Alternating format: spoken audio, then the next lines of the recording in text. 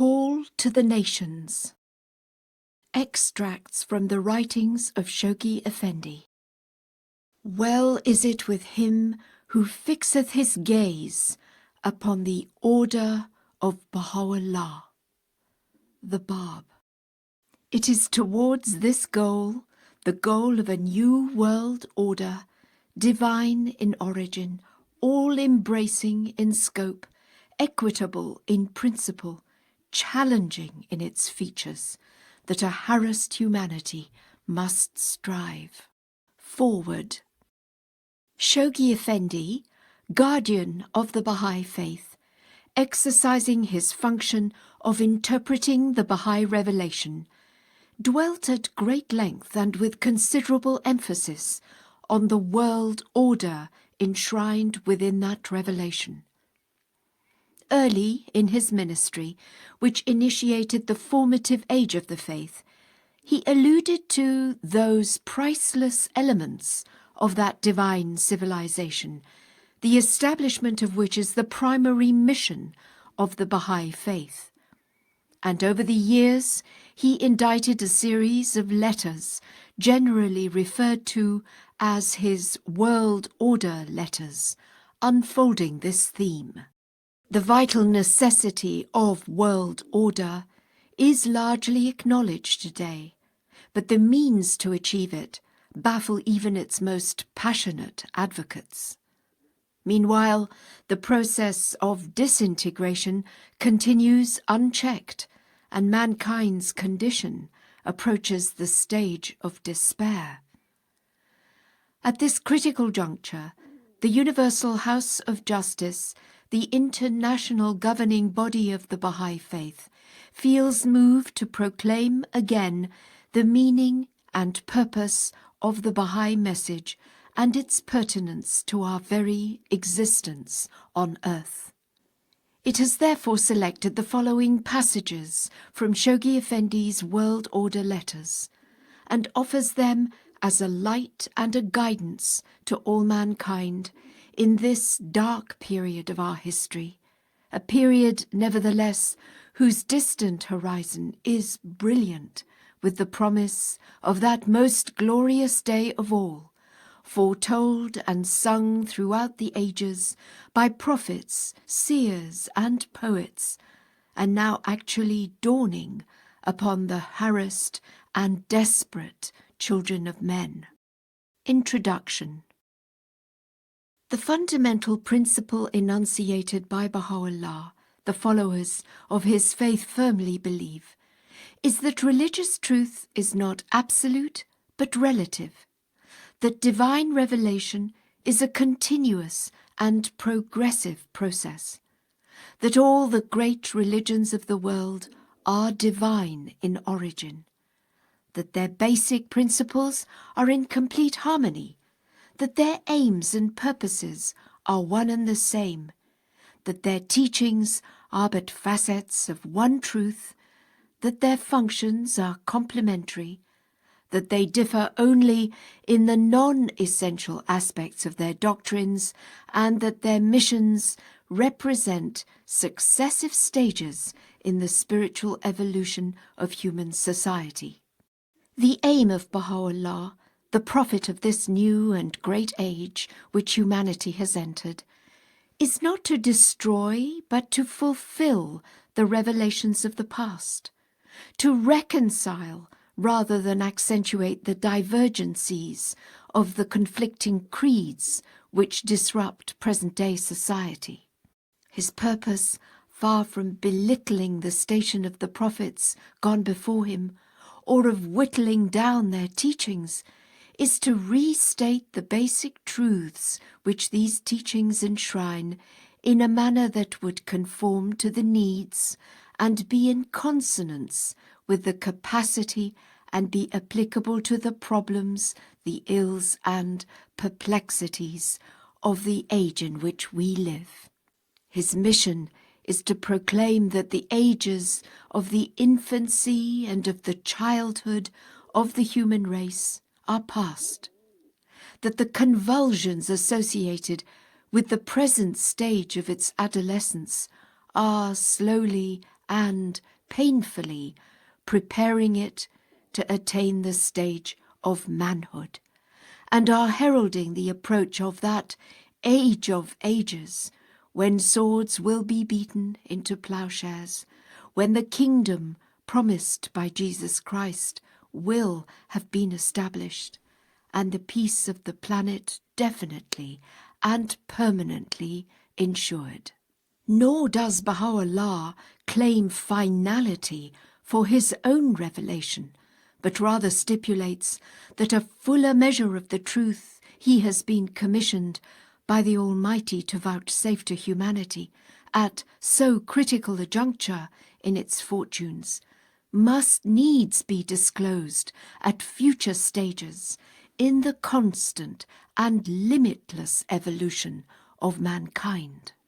The Bahá'í Faith upholds the unity of God, recognizes the unity of his prophets, and inculcates the principle of the oneness and wholeness of the entire human race. It proclaims the necessity and the inevitability of the unification of mankind, asserts that it is gradually approaching, and claims that nothing short of the transmuting Spirit of God, working through his chosen mouthpiece in this day, can ultimately succeed in bringing it about.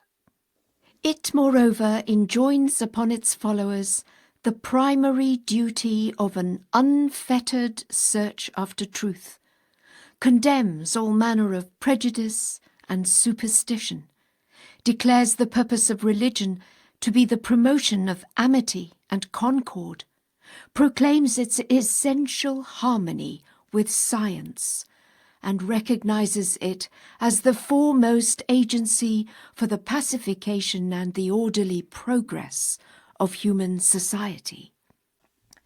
It unequivocally maintains the principle of equal rights, opportunities and privileges for men and women, insists on compulsory education, eliminates extremes of poverty and wealth, abolishes the institution of priesthood, prohibits slavery, asceticism, mendicancy, and monasticism, prescribes monogamy, discourages divorce, emphasizes the necessity of strict obedience to one's government, exalts any work performed in the spirit of service to the level of worship, urges either the creation or the selection of an auxiliary international language, and delineates the outlines of those institutions that must establish and perpetuate the general peace of mankind.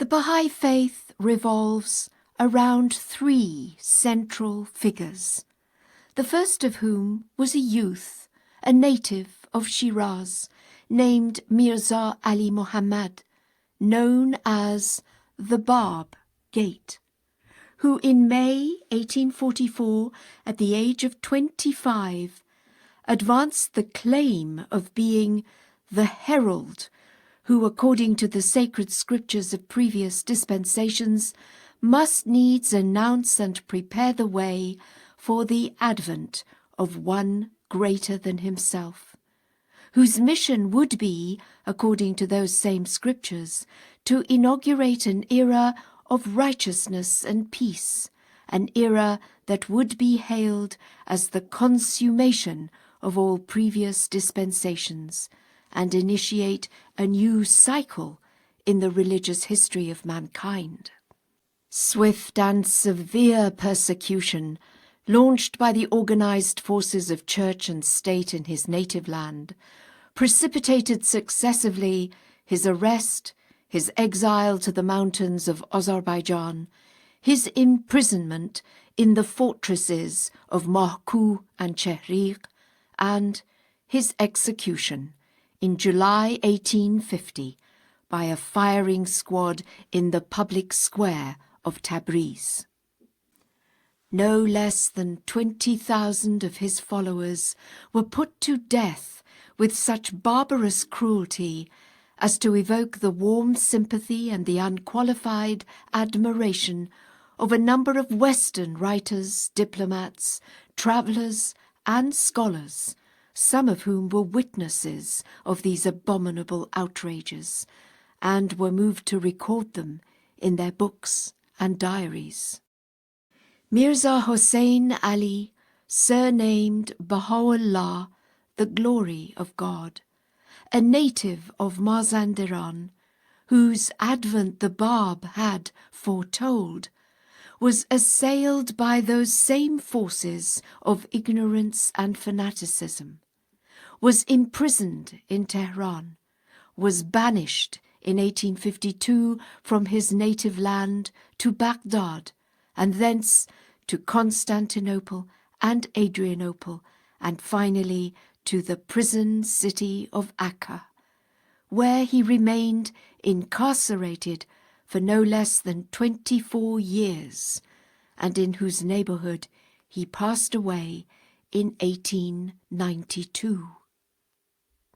In the course of his banishment, and particularly in Adrianople and Akka, he formulated the laws and ordinances of his dispensation, expounded in over 100 volumes the principles of his faith, proclaimed his message to the kings and rulers of both the East and the West, both Christian and Moslem, addressed the Pope, the Caliph of Islam, the chief magistrates of the republics of the American continent, the entire Christian sacerdotal order, the leaders of Shia and Sunni Islam, and the high priests of the Zoroastrian religion.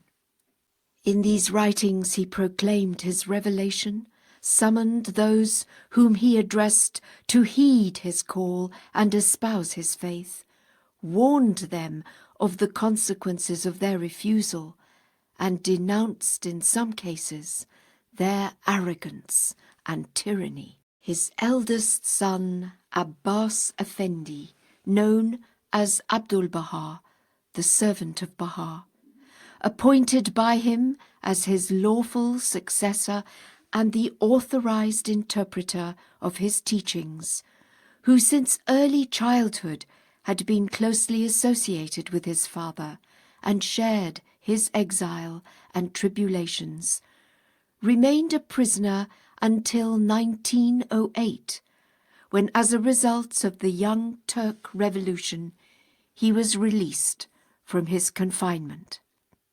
Establishing his residence in Haifa, he embarked soon after on his 3-year journey to Egypt, Europe, and North America, in the course of which he expounded before vast audiences the teachings of his father, and predicted the approach of that catastrophe that was soon to befall mankind.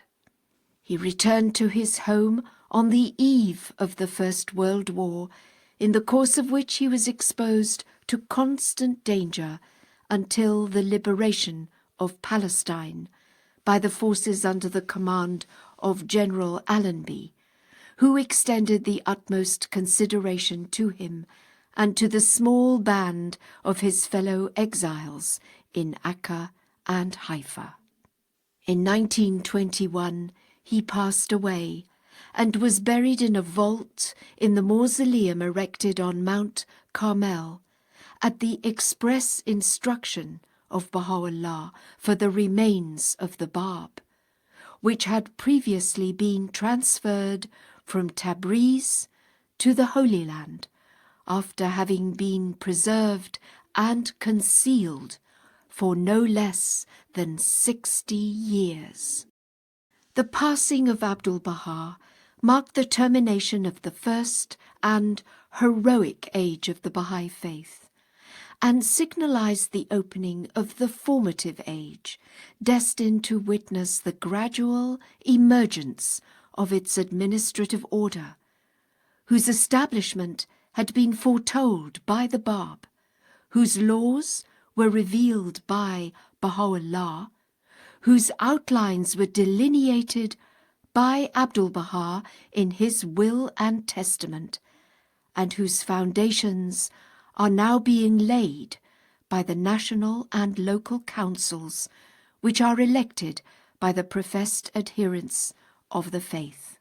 This administrative order, unlike the systems evolved after the death of the founders of the various religions, is divine in origin, rests securely on the laws, the precepts, the ordinances, and institutions which the founder of the faith has himself specifically laid down and unequivocally established, and functions in strict accordance with the interpretations of the authorized interpreters of its holy scriptures.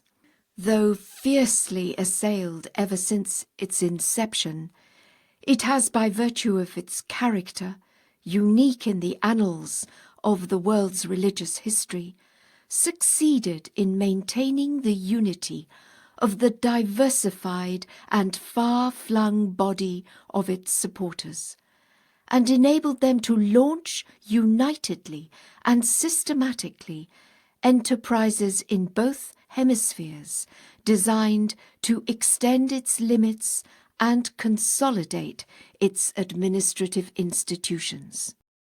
The faith which this order serves, safeguards, and promotes is, it should be noted in this connection, essentially supernatural, supranational, entirely non-political, non-partisan, and diametrically opposed to any policy or school of thought that seeks to exalt any particular race, class, or nation. It is free from any form of ecclesiasticism, has neither priesthood nor rituals, and is supported exclusively by voluntary contributions made by its avowed adherents.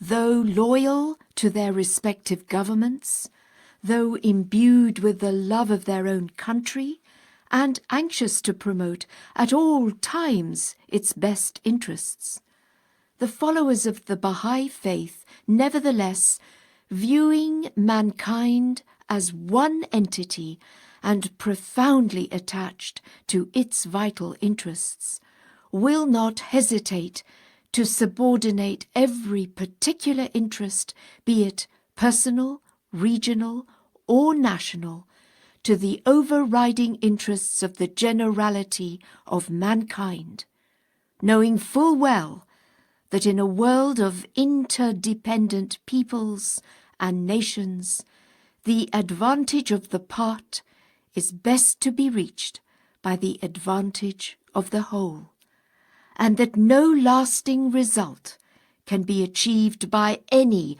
of the component parts if the general interests of the entity itself are neglected. 1. Humanity's ordeal.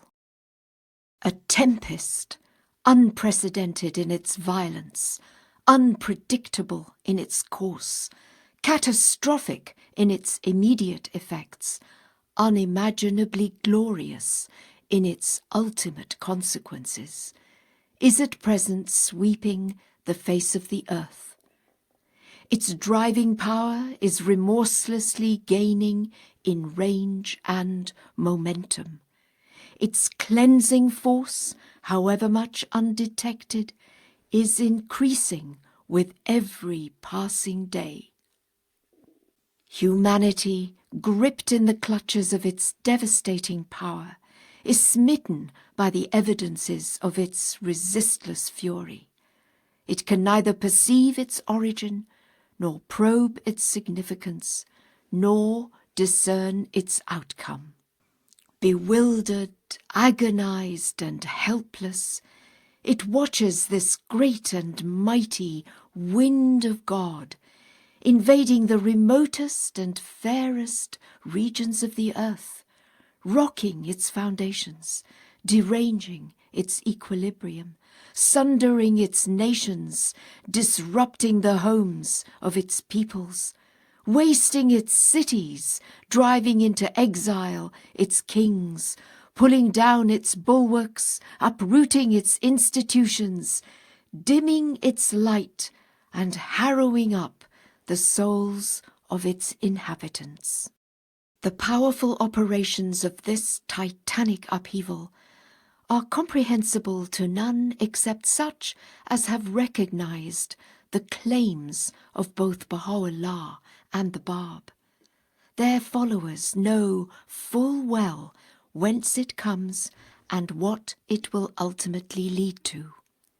Though ignorant of how far it will reach, they clearly recognize its genesis, are aware of its direction, acknowledge its necessity, observe confidently its mysterious processes, ardently pray for the mitigation of its severity, intelligently labour to assuage its fury, and anticipate with undimmed vision the consummation of the fears and the hopes it must necessarily engender. This judgment of God, as viewed by those who have recognized Baha'u'llah as his mouthpiece and his greatest messenger on earth, is both a retributory calamity and an act of holy and supreme discipline. It is at once a visitation from God and a cleansing process for all mankind. Its fires punish the perversity of the human race and weld its component parts into one organic, indivisible, world-embracing community. Bestir yourselves, O people, is on the one hand the ominous warning sounded by Baha'u'llah himself, in anticipation of the days of divine justice, for the promised hour is now come. Abandon that which ye possess, and seize that which God, who layeth low the necks of men, hath brought. Know ye of a certainty that if ye turn not back from that which ye have committed, chastisement will overtake you on every side, and ye shall behold things more grievous than that which ye beheld aforetime. And again, we have fixed a time for you, O people. If ye fail at the appointed hour to turn towards God, he verily will lay violent hold on you, and will cause grievous afflictions to assail you from every direction. The whole earth, Baha'u'llah, on the other hand, forecasting the bright future in store for a world now wrapped in darkness, emphatically asserts, is now in a state of pregnancy. The day is approaching when it will have yielded its noblest fruits, when from it will have sprung forth the loftiest trees, the most enchanting blossoms, the most heavenly blessings. The time is approaching when every created thing will have cast its burden.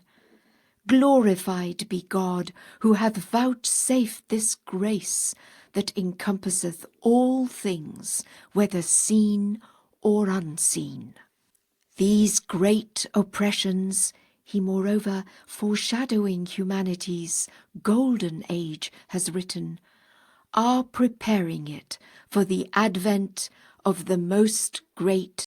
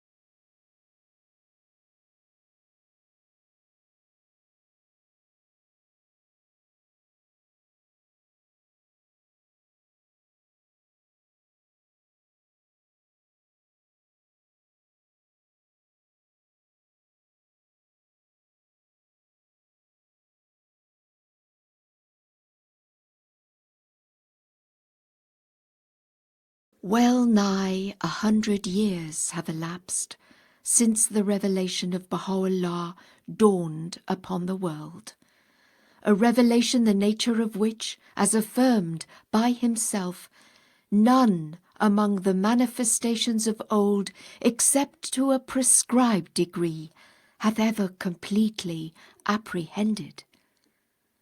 For a whole century God has respited mankind, that it might acknowledge the founder of such a revelation, espouse his cause, proclaim his greatness, and establish his order. In 100 volumes, the repositories of priceless precepts, mighty laws, unique principles, impassioned exhortations, reiterated warnings, amazing prophecies, sublime invocations, and weighty commentaries. The bearer of such a message has proclaimed, as no prophet before him has done, the mission with which God had entrusted him. To emperors, kings, princes and potentates, to rulers, governments, clergy and peoples, whether of the East or of the West, whether Christian, Jew, Moslem or Zoroastrian, he addressed for well nigh 50 years, and in the most tragic circumstances, these priceless pearls of knowledge and wisdom that lay hid within the ocean of his matchless utterance. Forsaking fame and fortune, accepting imprisonment and exile, careless of ostracism and obloquy, submitting to physical indignities and cruel deprivations, he, the vicegerent of God on earth, suffered himself to be banished from place to place and from country to country. We verily, he himself has testified, have not fallen short of our duty to exhort men, and to deliver that whereunto I was bidden by God, the Almighty, the All-Praised. Had they hearkened unto me, they would have beheld the earth another earth. And again, is there any excuse left for anyone in this revelation? No, by God the Lord of the mighty throne. My signs have encompassed the earth, and my power enveloped all mankind.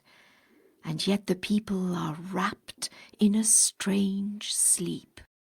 How, we may well ask ourselves, has the world, the object of such divine solicitude, repaid him who sacrificed his all for its sake? What manner of welcome did it accord him, and what response did his call evoke? A clamour unparalleled in the history of Shia Islam greeted in the land of its birth the infant light of the faith. A persecution kindling a courage which, as attested by no less eminent an authority than the late Lord Curzon of Kedleston, has been unsurpassed by that which the fires of Smithfield evoked, mowed down with tragic swiftness no less than 20,000 of its heroic adherents, who refused to barter their newly born faith for the fleeting honours and security of a mortal life. Unmitigated indifference on the part of men of eminence and rank, unrelenting hatred shown by the ecclesiastical dignitaries of the faith from which it had sprung, the scornful derision of the people among whom it was born, the utter contempt which most of those kings and rulers who had been addressed by its author manifested towards it. The condemnations pronounced, the threats hurled, and the banishments decreed by those under whose sway it arose and first spread, the distortion to which its principles and laws were subjected by the envious and the malicious, in lands and among peoples far beyond the country of its origin. All these are but the evidences of the treatment meted out by a generation sunk in self-content, careless of its God, and oblivious of the omens, prophecies, warnings, and admonitions revealed by his messengers. What, then, might we not consider has, in the face of so complete and ignominious a rejection, happened, and is still happening, in the course and particularly in the closing years of this, the first Bahá'í century, a century fraught with such tumultuous sufferings and violent outrages for the persecuted faith of Baha'u'llah. Empires fallen in dust, kingdoms subverted, dynasties extinguished, royalty besmirched. Kings assassinated, poisoned, driven into exile, subjugated in their own realms, whilst the few remaining thrones are trembling with the repercussions of the fall of their fellows. Surely no man, contemplating dispassionately the manifestations of this relentless revolutionizing process within comparatively so short a time, can escape the conclusion that the last 100 years may well be regarded, in so far as the fortunes of royalty are concerned, as one of the most cataclysmic periods in the annals of mankind. The decline in the fortunes of the crowned wielders of temporal power has been paralleled by a no less startling deterioration in the influence exercised by the world's spiritual leaders. The colossal events that have heralded the dissolution of so many kingdoms and empires have almost synchronized with the crumbling of the seemingly inviolable strongholds of religious orthodoxy. That same process which swiftly and tragically sealed the doom of kings and emperors and extinguished their dynasties has operated in the case of the ecclesiastical leaders of both Christianity and Islam, damaging their prestige and in some cases overthrowing their highest institutions. Power hath been seized, indeed, from both kings and ecclesiastics. The glory of the former has been eclipsed, the power of the latter irretrievably lost. That the solidarity of some of these institutions has been irretrievably shattered is too apparent for any intelligent observer to mistake or deny. The cleavage between the fundamentalists and the liberals among their adherents is continually widening. Their creeds and dogmas have been watered down and in certain instances ignored and discarded. Their hold upon human conduct is loosening, and the personnel of their ministries is dwindling in number and in influence. The timidity and insincerity of their preachers are in several instances being exposed. Their endowments have in some countries disappeared, and the force of their religious training has declined. Their temples have been partly deserted and destroyed, and an oblivion of God, of his teachings, and of his purpose has enfeebled and heaped humiliation upon them.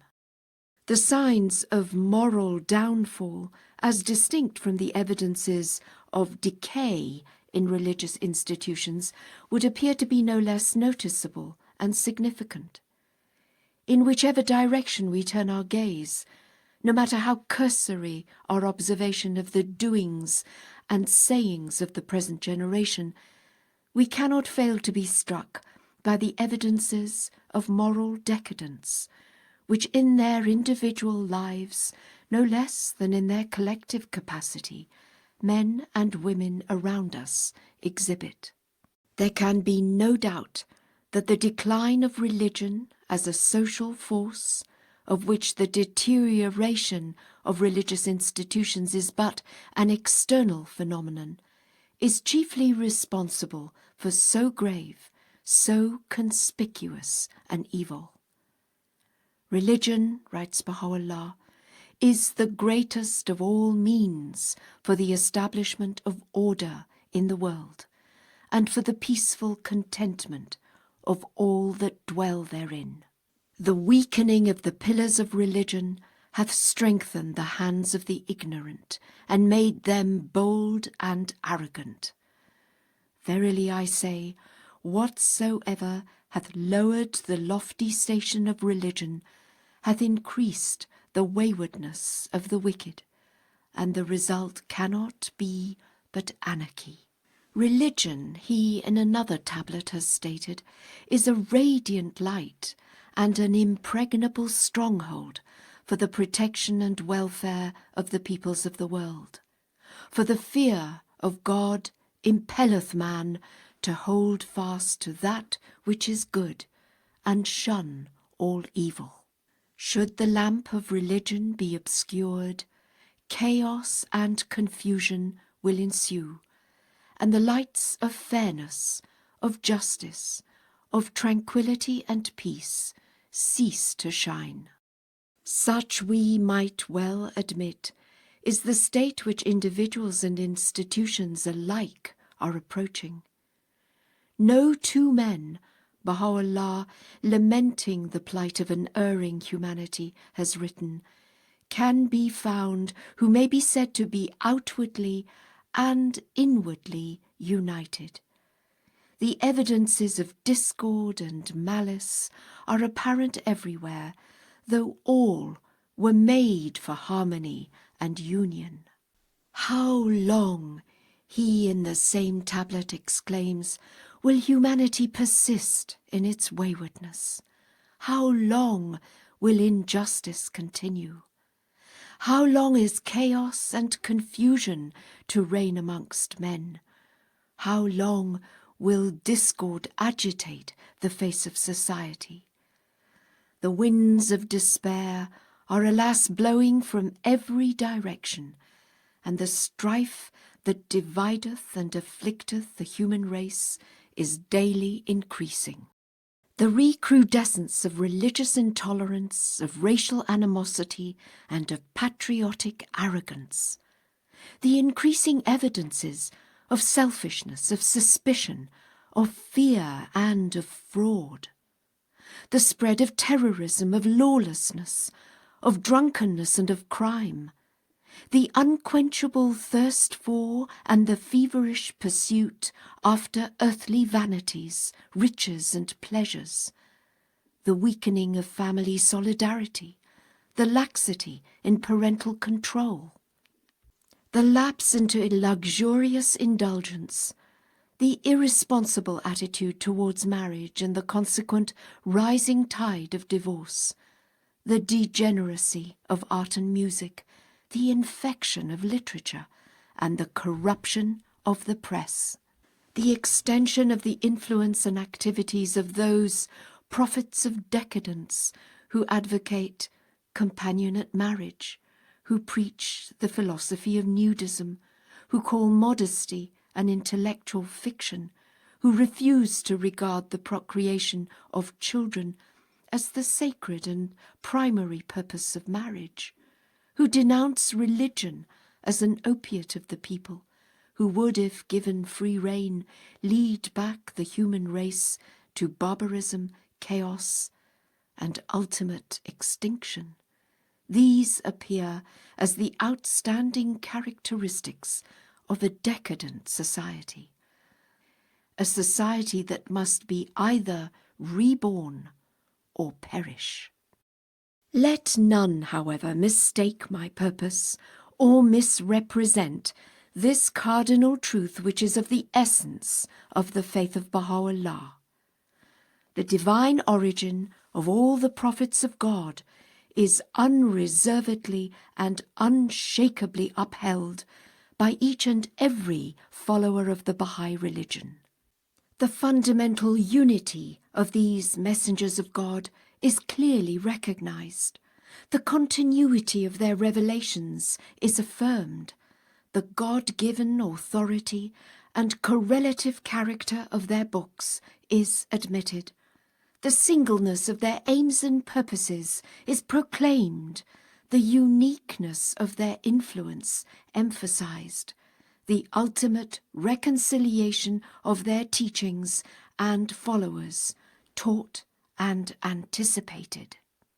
They all, according to Baha'u'llah's testimony, abide in the same tabernacle, soar in the same heaven, are seated upon the same throne, utter the same speech, and proclaim the same faith. The faith, standing identified with the name of Baha'u'llah, disclaims any intention to belittle any of the prophets gone before him, to whittle down any of their teachings, to obscure, however slightly, the radiance of their revelations, to oust them from the hearts of their followers, to abrogate the fundamentals of their doctrines, to discard any of their revealed books, or to suppress the legitimate aspirations of their adherents. Repudiating the claim of any religion to be the final revelation of God to man, disclaiming finality for his own revelation, Baha'u'llah inculcates the basic principle of the relativity of religious truth, the continuity of divine revelation, the progressiveness of religious experience. His aim is to widen the basis of all revealed religions and to unravel the mysteries of their scriptures. He insists on the unqualified recognition of the unity of their purpose, restates the eternal verities they enshrine, coordinates their functions, distinguishes the essential and the authentic from the non-essential and spurious in their teachings, separates the God-given truths from the priest-prompted superstitions, and on this as a basis proclaims the possibility and even prophesies the inevitability of their unification and the consummation of their highest hopes. Nor should it be thought for a moment that the followers of Baha'u'llah either seek to degrade or even belittle the rank of the world's religious leaders, whether Christian, Muslim, or of any other denomination, should their conduct conform to their professions and be worthy of the position they occupy. Those divines, Baha'u'llah has affirmed, who are truly adorned with the ornament of knowledge and of a goodly character, are verily as a head to the body of the world and as eyes to the nations. The guidance of men hath at all times been and is dependent upon these blessed souls. Baha'u'llah, referring to the transformation effected by every revelation in the ways, thoughts, and manners of the people, reveals these words: Is not the object of every revelation to effect a transformation in the whole character of mankind, a transformation that shall manifest itself both outwardly and inwardly, that shall affect both its inner life and external conditions? For if the character of mankind be not changed, the futility of God's universal manifestation would be apparent.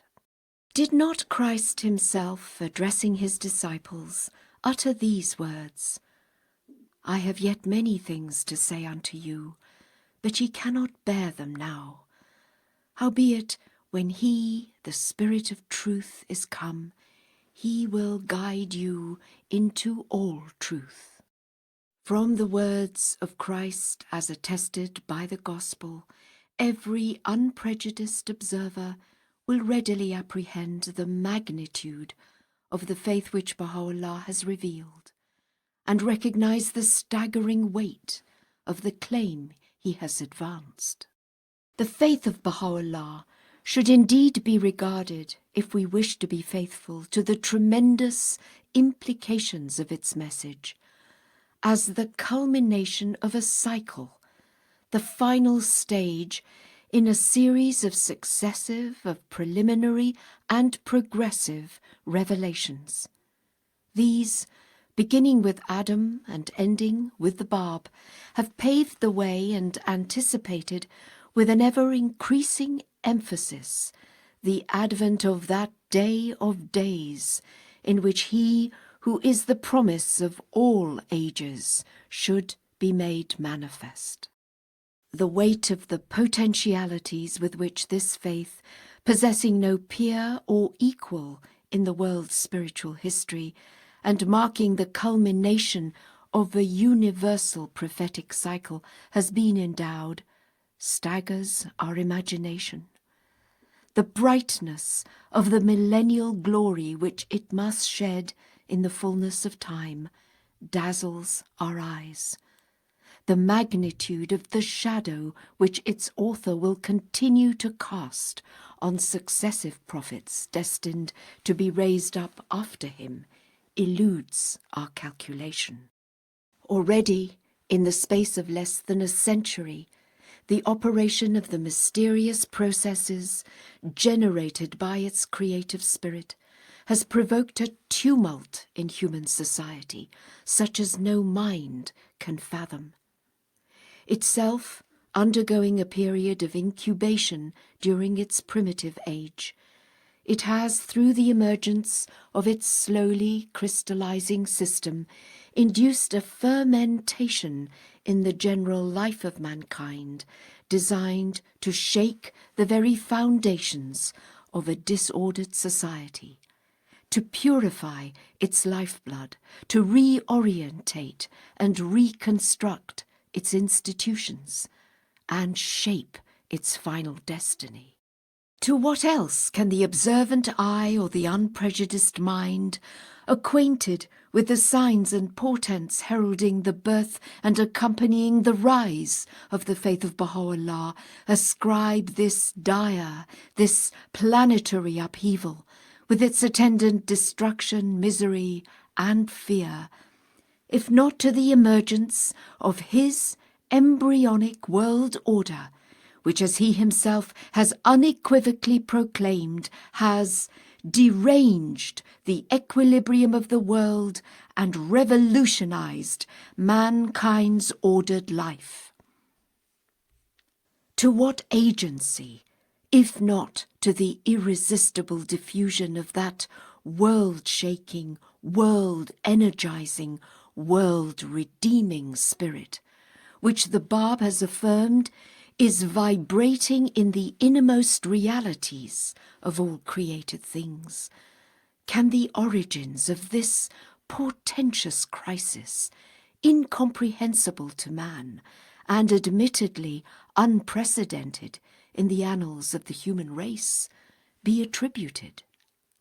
In the convulsions of contemporary society, in the frenzied, worldwide ebullitions of men's thoughts, in the fierce antagonisms inflaming races, creeds, and classes, in the shipwreck of nations, in the downfall of kings, in the dismemberment of empires, in the extinction of dynasties, in the collapse of ecclesiastical hierarchies, in the deterioration of time-honoured institutions, in the dissolution of ties, secular as well as religious, that had for so long held together the members of the human race, all manifesting themselves with ever-increasing gravity since the outbreak of the First World War, that immediately preceded the opening years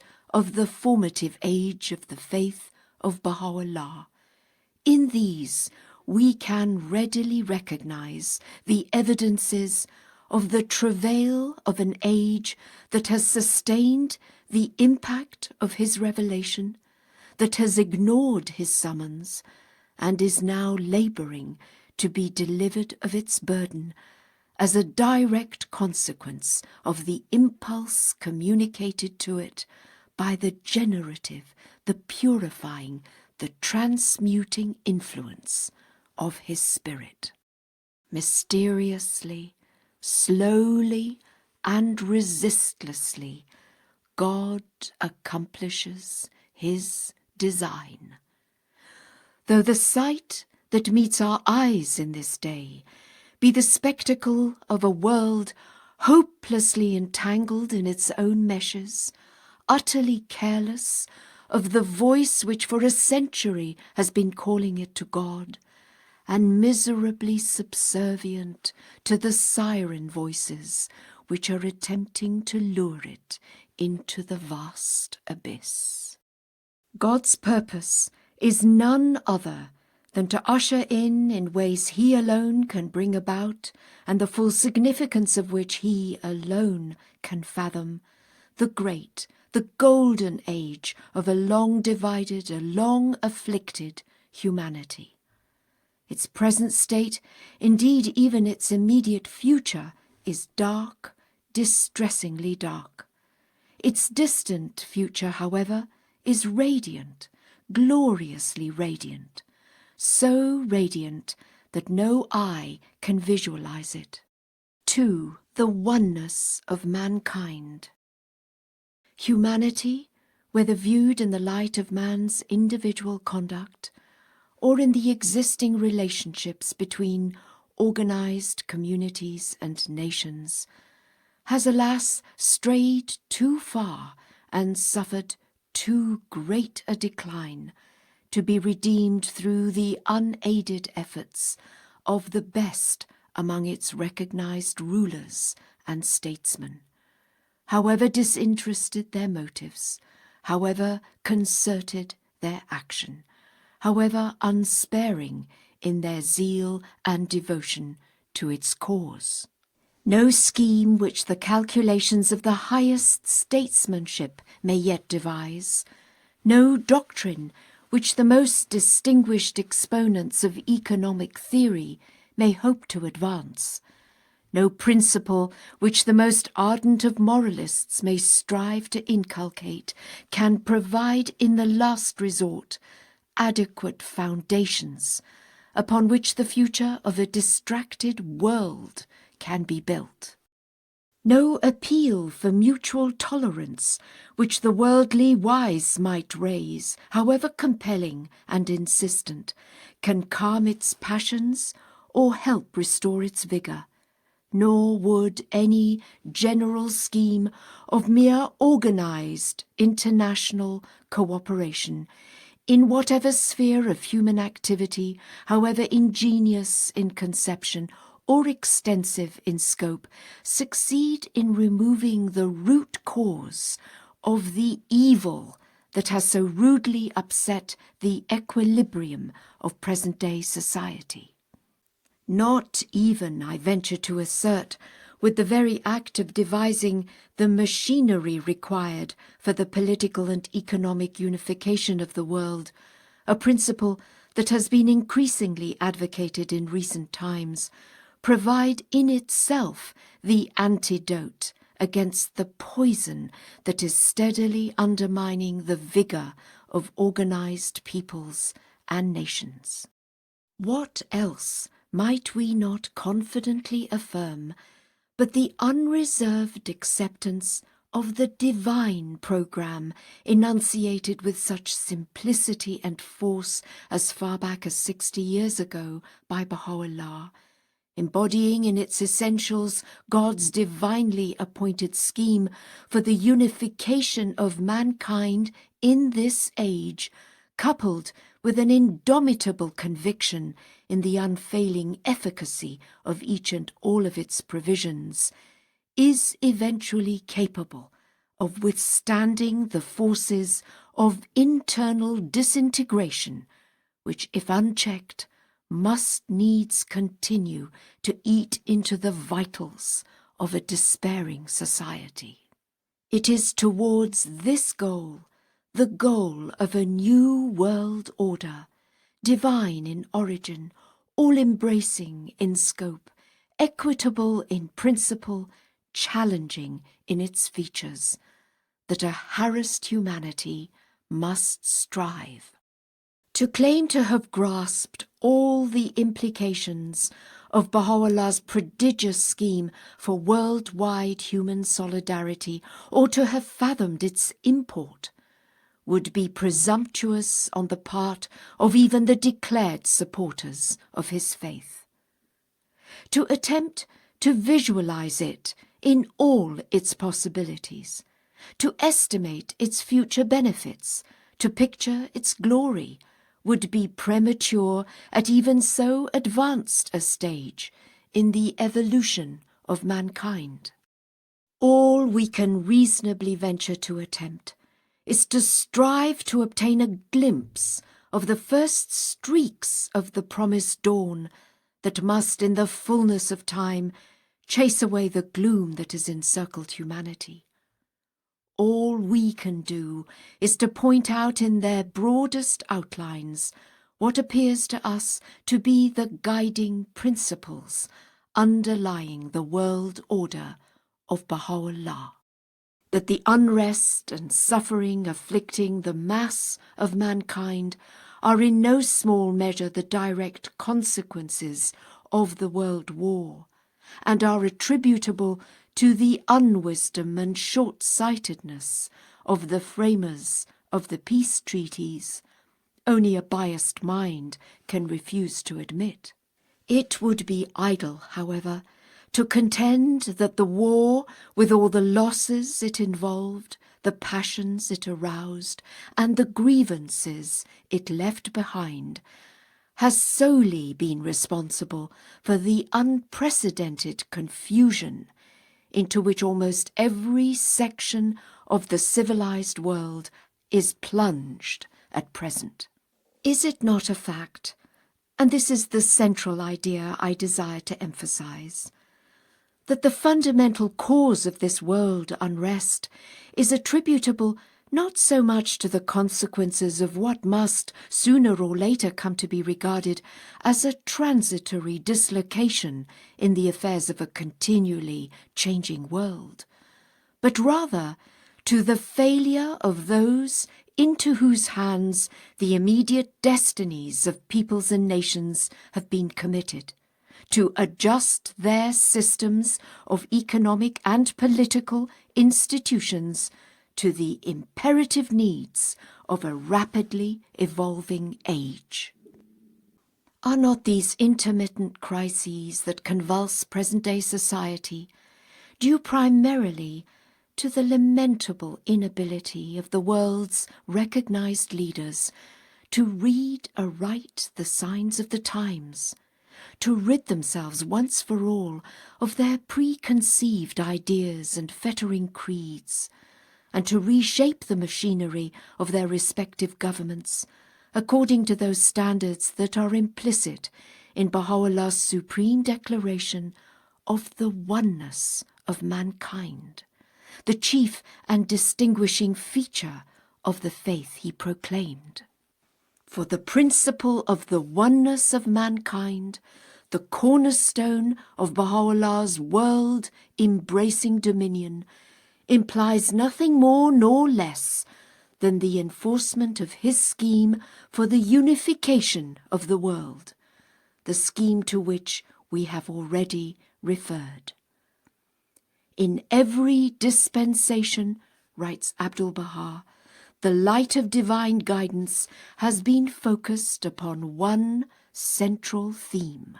In this wondrous revelation, this glorious century, the foundation of the faith of God and the distinguishing feature of his law is the consciousness of the oneness of mankind. How pathetic indeed are the efforts of those leaders of human institutions who, in utter disregard of the spirit of the age, are striving to adjust national processes suited to the ancient days of self-contained nations, to an age which must either achieve the unity of the world as adumbrated by Baha'u'llah, or perish.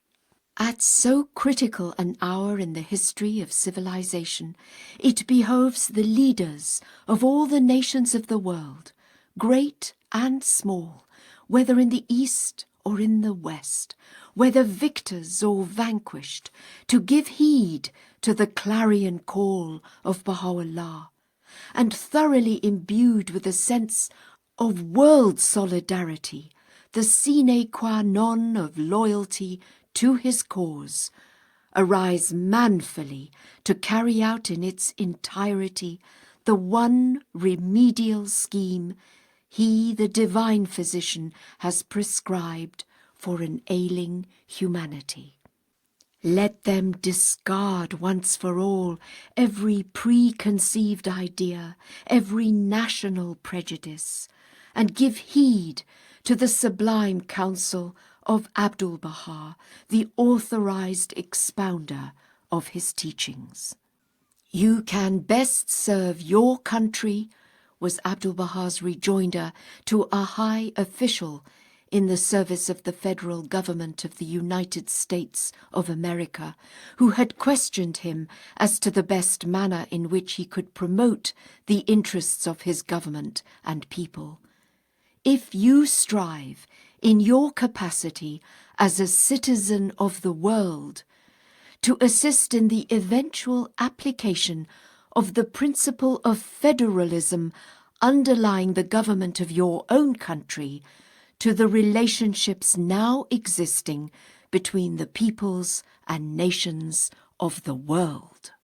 In the secret of divine civilization, Abdul-Baha's outstanding contribution to the future reorganization of the world, we read the following. True civilization will unfurl its banner in the midmost heart of the world, whenever a certain number of its distinguished and high-minded sovereigns, the shining exemplars of devotion and determination, shall, for the good and happiness of all mankind, arise with firm resolve and clear vision to establish the cause of universal peace. They must make the cause of peace the object of general consultation, and seek by every means in their power to establish a union of the nations of the world. They must conclude a binding treaty and establish a covenant, the provisions of which shall be sound, inviolable, and definite. They must proclaim it to all the world and obtain for it the sanction of all the human race. This supreme and noble undertaking, the real source of the peace and well-being of all the world, should be regarded as sacred by all that dwell on earth. All the forces of humanity must be mobilized to ensure the stability and permanence of this most great covenant. In this all-embracing pact, the limits and frontiers of each and every nation should be clearly fixed, the principles underlying the relations of governments towards one another definitely laid down, and all international agreements and obligations ascertained. In like manner, the size of the armaments of every government should be strictly limited, for if the preparations for war and the military forces of any nation should be allowed to increase, they will arouse the suspicion of others. The fundamental principle underlying this solemn pact should be so fixed that if any government later violate any one of its provisions, all the governments on earth should arise to reduce it to utter submission. Nay, the human race as a whole should resolve with every power at its disposal to destroy that government. Should this greatest of all remedies be applied to the sick body of the world, it will assuredly recover from its ills and will remain eternally safe and secure.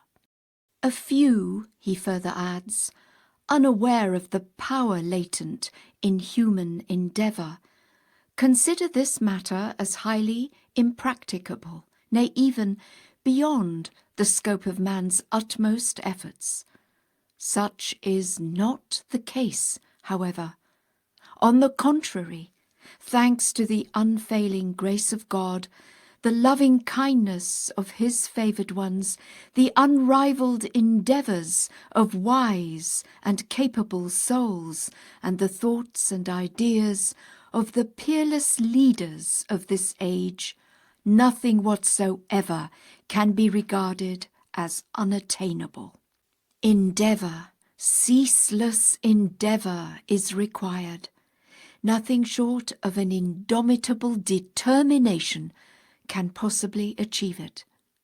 Many a cause which past ages have regarded as purely visionary, yet in this day has become most easy and practicable.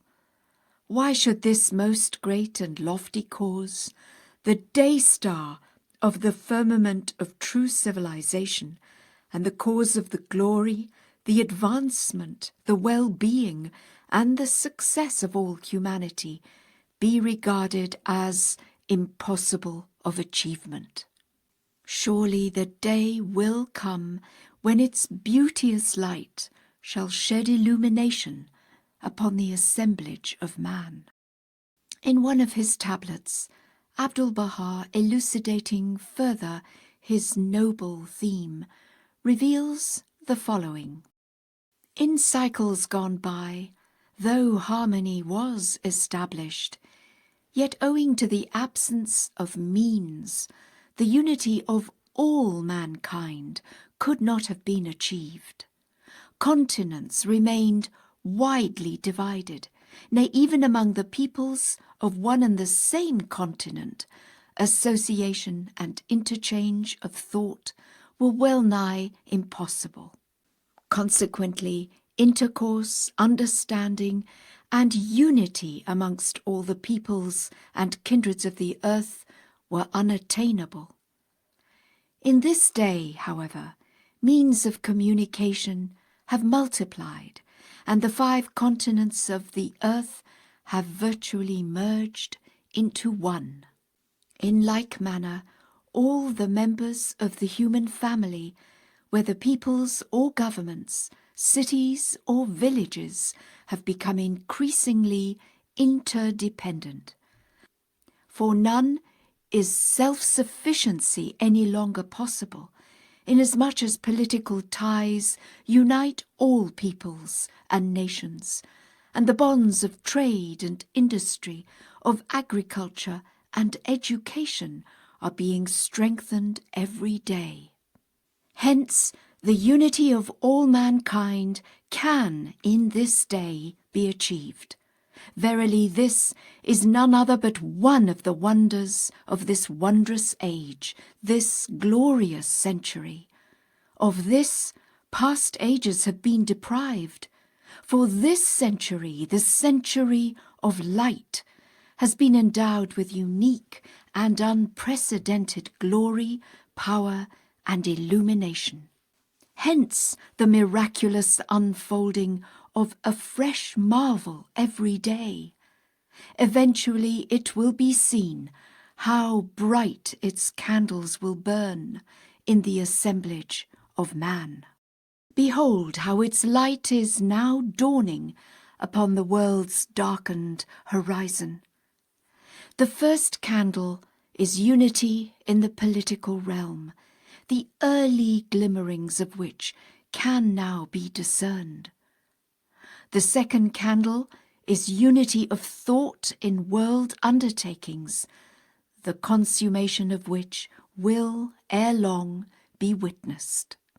The third candle is unity in freedom, which will surely come to pass. The fourth candle is unity in religion, which is the cornerstone of the foundation itself, and which by the power of God will be revealed in all its splendour.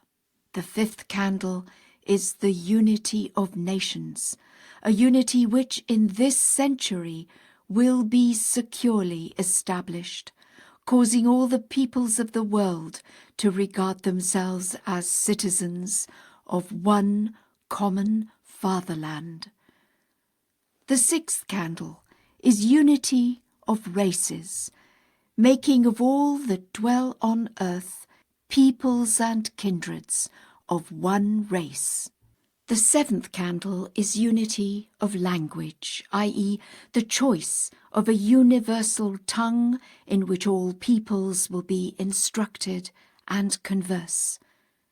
Each and every one of these will inevitably come to pass, inasmuch as the power of the kingdom of God will aid and assist in their realization. Over 60 years ago, in his tablet to Queen Victoria, Baha'u'llah, addressing the concourse of the rulers of the earth, revealed the following: "Take ye counsel together, and let your concern be only for that which profiteth mankind and bettereth the condition thereof. Regard the world as the human body, which though created whole and perfect, has been afflicted through diverse causes with grave ills and maladies. Not for one day did it rest, nay, its sicknesses waxed more severe as it fell under the treatment of unskilled physicians, who have spurred on the steed of their worldly desires, and have erred grievously. And if at one time, through the care of an able physician, a member of that body was healed, the rest remained afflicted as before." In a further passage, Baha'u'llah adds these words: "We see you adding every year unto your expenditures, and laying the burden thereof on the people whom ye rule. This verily is naught but grievous injustice. Fear the sighs and tears of this wronged one, and burden not your peoples beyond that which they can endure. Be reconciled among yourselves, that ye may need armaments no more, save in a measure to safeguard your territories and dominions. Be united, O concourse of the sovereigns of the world, for thereby will the tempest of discord be stilled amongst you, and your peoples find rest. Should any one among you take up arms against another, rise ye all against him, for this is naught but manifest justice." What else could these weighty words signify if they did not point to the inevitable curtailment of unfettered national sovereignty as an indispensable preliminary to the formation of the future commonwealth of all the nations of the world? Some form of a world superstate must needs be evolved, in whose favour all the nations of the world will have willingly ceded every claim to make war, certain rights to impose taxation, and all rights to maintain armaments except for purposes of maintaining internal order within their respective dominions. Such a state will have to include within its orbit an international executive adequate to enforce supreme and unchallengeable authority on every recalcitrant member of the Commonwealth. A World Parliament, whose members shall be elected by the people in their respective countries, and whose election shall be confirmed by their respective governments. And a Supreme Tribunal, whose judgment will have a binding effect, even in such cases where the parties concerned did not voluntarily agree to submit their case to its consideration. A world community in which all economic barriers will have been permanently demolished, and the interdependence of capital and labour definitely recognized, in which the clamour of religious fanaticism and strife will have been forever stilled, in which the flame of racial animosity will have been finally extinguished, in which a single code of international law, the product of the considered judgment of the world's federated representatives, shall have as its sanction the instant and coercive intervention of the combined forces of the federated units.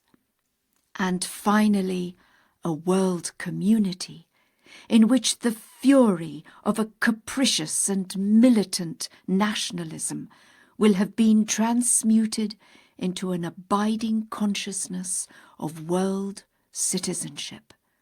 Such indeed appears in its broadest outline the order anticipated by Baha'u'llah, an order that shall come to be regarded as the fairest fruit of a slowly maturing age. The tabernacle of unity, Baha'u'llah proclaims in his message to all mankind, has been raised. Regard ye not one another as strangers. Of one tree are all ye the fruit, and of one bough the leaves. The world is but one country, and mankind its citizens. Let not a man glory in that he loves his country. Let him rather glory in this, that he loves his kind. Let there be no misgivings as to the animating purpose of the worldwide law of Baha'u'llah. Far from aiming at the subversion of the existing foundations of society, it seeks to broaden its basis, to remould its institutions in a manner consonant with the needs of an ever-changing world. It can conflict with no legitimate allegiances, nor can it undermine essential loyalties. Its purpose is neither to stifle the flame of a sane and intelligent patriotism in men's hearts, nor to abolish the system of national autonomy, so essential if the evils of excessive centralization are to be avoided. It does not ignore, nor does it attempt to suppress the diversity of ethnical origins, of climate, of history, of language and tradition, of thought and habit that differentiate the peoples and nations of the world. It calls for a wider loyalty, for a larger aspiration than any that has animated the human race. It insists upon the subordination of national impulses and interests to the imperative claims of a unified world. It repudiates excessive centralization on one hand and disclaims all attempts at uniformity on the other. Its watchword is unity in diversity, such as Abdu'l-Baha himself has explained. Consider the flowers of a garden. Though differing in kind, colour, form, and shape, yet inasmuch as they are refreshed by the waters of one spring, revived by the breath of one wind, invigorated by the rays of one sun, this diversity increaseth their charm and addeth unto their beauty. How unpleasing to the eye, if all the flowers and plants, the leaves and blossoms, the fruit, the branches, and the trees of that garden were all of the same shape and colour. Diversity of hues, form, and shape enricheth and adorneth the garden, and heighteneth the effect thereof. In like manner, when diverse shades of thought, temperament, and character are brought together under the power and influence of one central agency, the beauty and glory of human perfection will be revealed and made manifest. Naught but the celestial potency of the Word of God, which ruleth and transcendeth the realities of all things, is capable of harmonizing the divergent thoughts, sentiments, ideas, and convictions of the children of men. The call of Baha'u'llah is primarily directed against all forms of provincialism, all insularities and prejudices. If long-cherished ideals and time-honoured institutions, if certain social assumptions and religious formulae have ceased to promote the welfare of the generality of mankind, if they no longer minister to the needs of a continually evolving humanity, let them be swept away and relegated to the limbo of obsolescent and forgotten doctrines.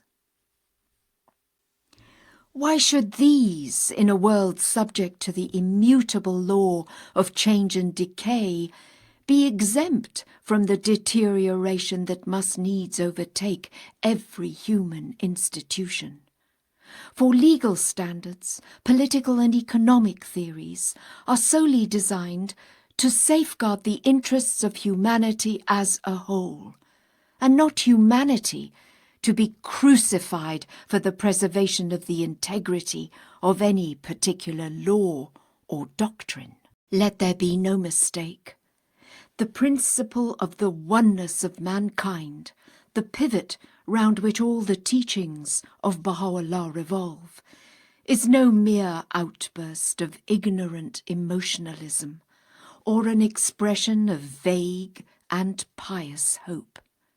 Its appeal is not to be merely identified with a reawakening of the spirit of brotherhood and goodwill among men, nor does it aim solely at the fostering of harmonious cooperation among individual peoples and nations.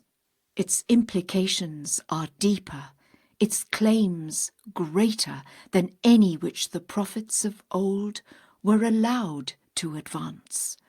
Its message is applicable not only to the individual, but concerns itself primarily with the nature of those essential relationships that must bind all the states and nations as members of one human family.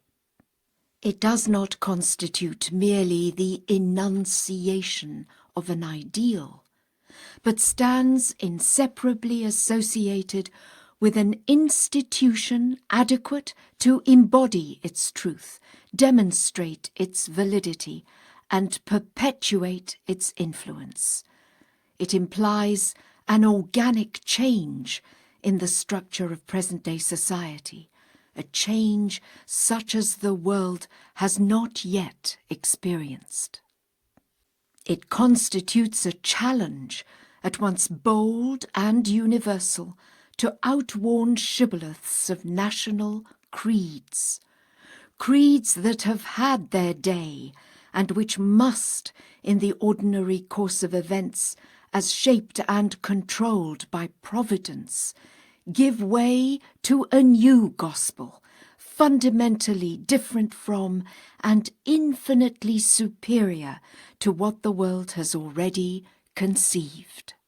It calls for no less than the reconstruction and the demilitarization of the whole civilized world, a world organically unified in all the essential aspects of its life, its political machinery, its spiritual aspiration, its trade and finance, its script and language, and yet infinite in the diversity of the national characteristics of its federated units.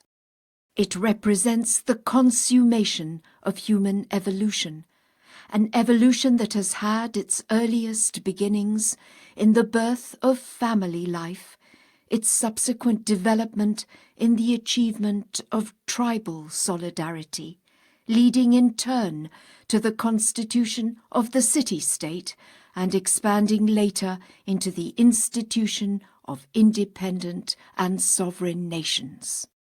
The principle of the oneness of mankind, as proclaimed by Baha'u'llah, carries with it no more and no less than a solemn assertion that attainment to this final stage in this stupendous evolution is not only necessary but inevitable, that its realization is fast approaching, and that nothing short of a power that is born of God can succeed in establishing it. Who knows that for so exalted a conception to take shape, a suffering more intense than any it has yet experienced will have to be inflicted upon humanity? Could anything less than the fire of a civil war, with all its violence and vicissitudes, a war that nearly rent the great American Republic, have welded the states not only into a union of independent units, but into a nation, in spite of all the ethnic differences that characterized its component parts? That so fundamental a revolution, involving such far-reaching changes in the structure of society, can be achieved through the ordinary processes of diplomacy and education seems highly improbable. We have but to turn our gaze to humanity's blood-stained history to realize that nothing short of intense mental as well as physical agony has been able to precipitate those epoch-making changes that constitute the greatest landmarks in the history of human civilization. Great and far-reaching as have been those changes in the past, they cannot appear, when viewed in their proper perspective, except as subsidiary adjustments preluding that transformation of unparalleled majesty and scope which humanity is, in this age, bound to undergo. That the forces of a world catastrophe can alone precipitate such a new phase of human thought is, alas, becoming increasingly apparent. That nothing short of the fire of a severe ordeal, unparalleled in its intensity, can fuse and weld the discordant entities that constitute the elements of present-day civilization into the integral components of the world commonwealth of the future is a truth which future events will increasingly demonstrate. The prophetic voice of Baha'u'llah, warning in the concluding passages of the hidden words, the peoples of the world, that an unforeseen calamity is following them, and that grievous retribution awaiteth them, throws indeed a lurid light upon the immediate fortunes of sorrowing humanity. Nothing but a fiery ordeal, out of which humanity will emerge chastened and prepared, can succeed in implanting that sense of responsibility which the leaders of a newborn age must arise to shoulder. I would again direct your attention to those ominous words of Baha'u'llah which I have already quoted. And when the appointed hour is come, there shall suddenly appear that which shall cause the limbs of mankind to quake. One word more in conclusion. The proclamation of the oneness of mankind, the head cornerstone of Baha'u'llah's all-embracing dominion, can under no circumstances be compared with such expressions of pious hope as have been uttered in the past. His is not merely a call which he raised, alone and unaided, in the face of the relentless and combined opposition of two of the most powerful Oriental potentates of his day, while himself an exile and prisoner in their hands. It implies at once a warning and a promise. A warning that in it lies the sole means for the salvation of a greatly suffering world. A promise that its realization is at hand. Uttered at a time when its possibility had not yet been seriously envisaged in any part of the world. It has, by virtue of that celestial potency which the spirit of Baha'u'llah has breathed into it, come at last to be regarded by an increasing number of thoughtful men not only as an approaching possibility, but as the necessary outcome of the forces now operating in the world. Surely the world, contracted and transformed into a single, highly complex organism by the marvelous progress achieved in the realm of physical science, by the worldwide expansion of commerce and industry, and struggling under the pressure of world economic forces amidst the pitfalls of a materialistic civilization, stands in dire need of a restatement of the truth underlying all the revelations of the past in a language suited to its essential requirements. And what voice, other than that of Baha'u'llah, the mouthpiece of God for this age, is capable of effecting a transformation of society as radical as that which he has already accomplished in the hearts of those men and women so diversified and seemingly irreconcilable, who constitute the body of his declared followers throughout the world. That such a mighty conception is fast budding out in the minds of men, that voices are being raised in its support, that its salient features must fast crystallize in the consciousness of those who are in authority, few indeed can doubt. That its modest beginnings have already taken shape in the worldwide administration with which the adherents of the faith of Baha'u'llah stand associated, only those whose hearts are tainted by prejudice can fail to perceive. 3. A pattern for future society.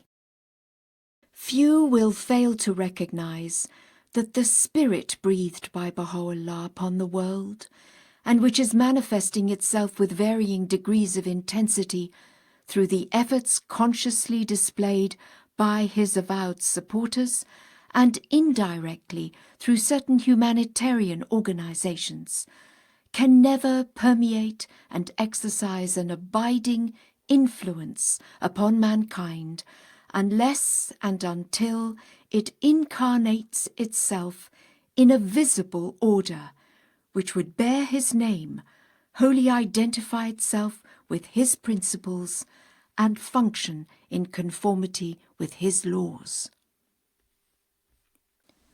that Baha'u'llah in his Book of Aqdas and later Abdul-Baha in his Will, a document which confirms, supplements and correlates the provisions of the Aqdas, have set forth in their entirety those essential elements for the constitution of the World Baha'i Commonwealth, no one who has read them will deny.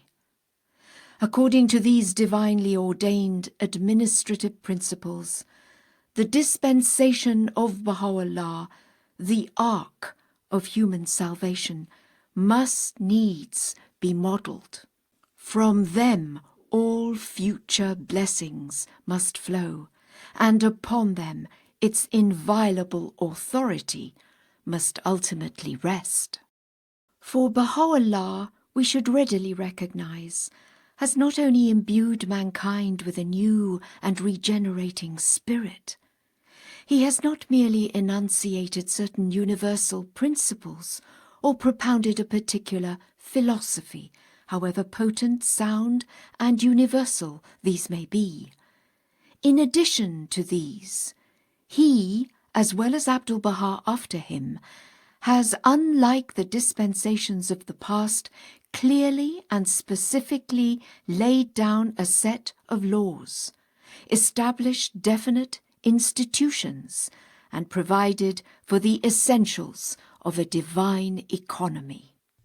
These are destined to be a pattern for future society, a supreme instrument for the establishment of the most great peace, and the one agency for the unification of the world and the proclamation of the reign of righteousness and justice upon the earth.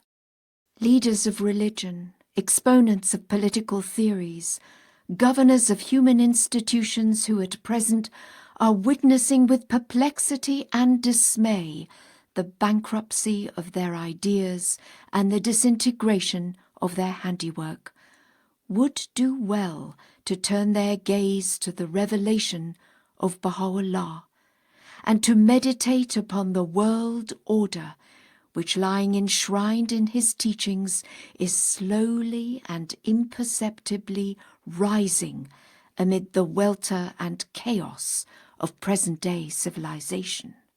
They need have no doubt or anxiety regarding the nature, the origin, or validity of the institutions which the adherents of the faith are building up throughout the world.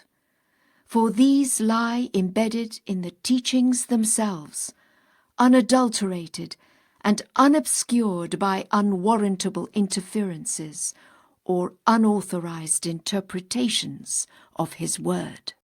The onrushing forces so miraculously released through the agency of two independent and swiftly successive manifestations are now under our very eyes, and through the care of the chosen stewards of a far-flung faith being gradually mustered and disciplined, they are slowly crystallizing into institutions that will come to be regarded as the hallmark and glory of the age we are called upon to establish and by our deeds immortalize. It would be utterly misleading to attempt a comparison between this unique, this divinely conceived order, and any of the diverse systems which the minds of men at various periods of their history have contrived for the government of human institutions. Such an attempt would in itself betray a lack of complete appreciation of the excellence of the handiwork of its great author. How could it be otherwise when we remember that this order constitutes the very pattern of that divine civilization which the almighty law of Baha'u'llah is designed to establish upon earth? The diverse and ever-shifting systems of human polity, whether past or present, whether originating in the East or in the West, offer no adequate criterion wherewith to estimate the potency of its hidden virtues, or to appraise the solidity of its foundations. The Bahá'í Commonwealth of the future, of which this vast administrative order is the sole framework, is both in theory and practice not only unique in the entire history of political institutions, but can find no parallel in the annals of any of the world's recognized religious systems. No form of democratic government, no system of autocracy or of dictatorship, whether monarchical or republican, no intermediary scheme of a purely aristocratic order, nor even any of the recognized types of theocracy, whether it be the Hebrew Commonwealth or the various Christian ecclesiastical organizations, or the imamate or the caliphate in Islam. None of these can be identified or be said to conform with the administrative order which the master hand of its perfect architect has fashioned. This new-born administrative order incorporates within its structure certain elements which are to be found in each of the three recognized forms of secular government, without being in any sense a mere replica of any one of them, and without introducing within its machinery any of the objectionable features which they inherently possess. It blends and harmonizes as no government fashioned by mortal hands has as yet accomplished the salutary truths which each of these systems undoubtedly contains, without vitiating the integrity of those God-given verities on which it is ultimately founded.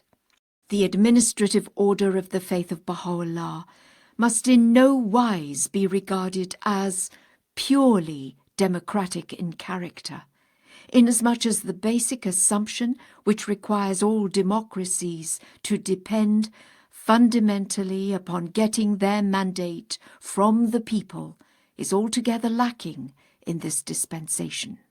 In the conduct of the administrative affairs of the faith, in the enactment of the legislation necessary to supplement the laws of the Kitab al-Aqdas, the members of the Universal House of Justice, it should be borne in mind, are not, as Baha'u'llah's utterances clearly imply, responsible to those whom they represent, nor are they allowed to be governed by the feelings, the general opinion, and even the convictions of the mass of the faithful, or of those who directly elect them.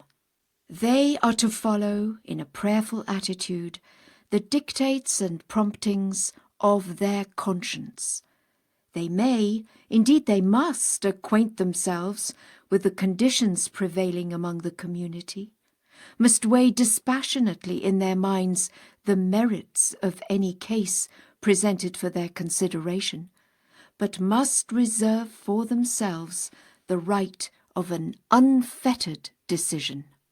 God will verily inspire them with whatsoever He willeth, is Baha'u'llah's incontrovertible assurance. They, and not the body of those who either directly or indirectly elect them, have thus been made the recipients of the divine guidance, which is at once the lifeblood and ultimate safeguard of this revelation.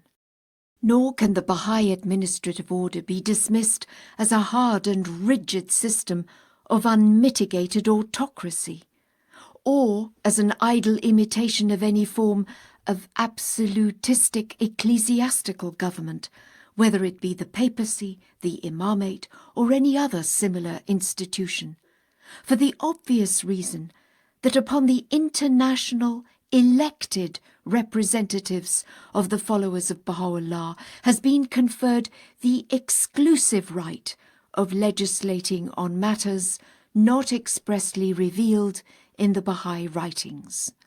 Neither the guardian of the faith nor any institution apart from the International House of Justice can ever usurp this vital and essential power or encroach upon that sacred right.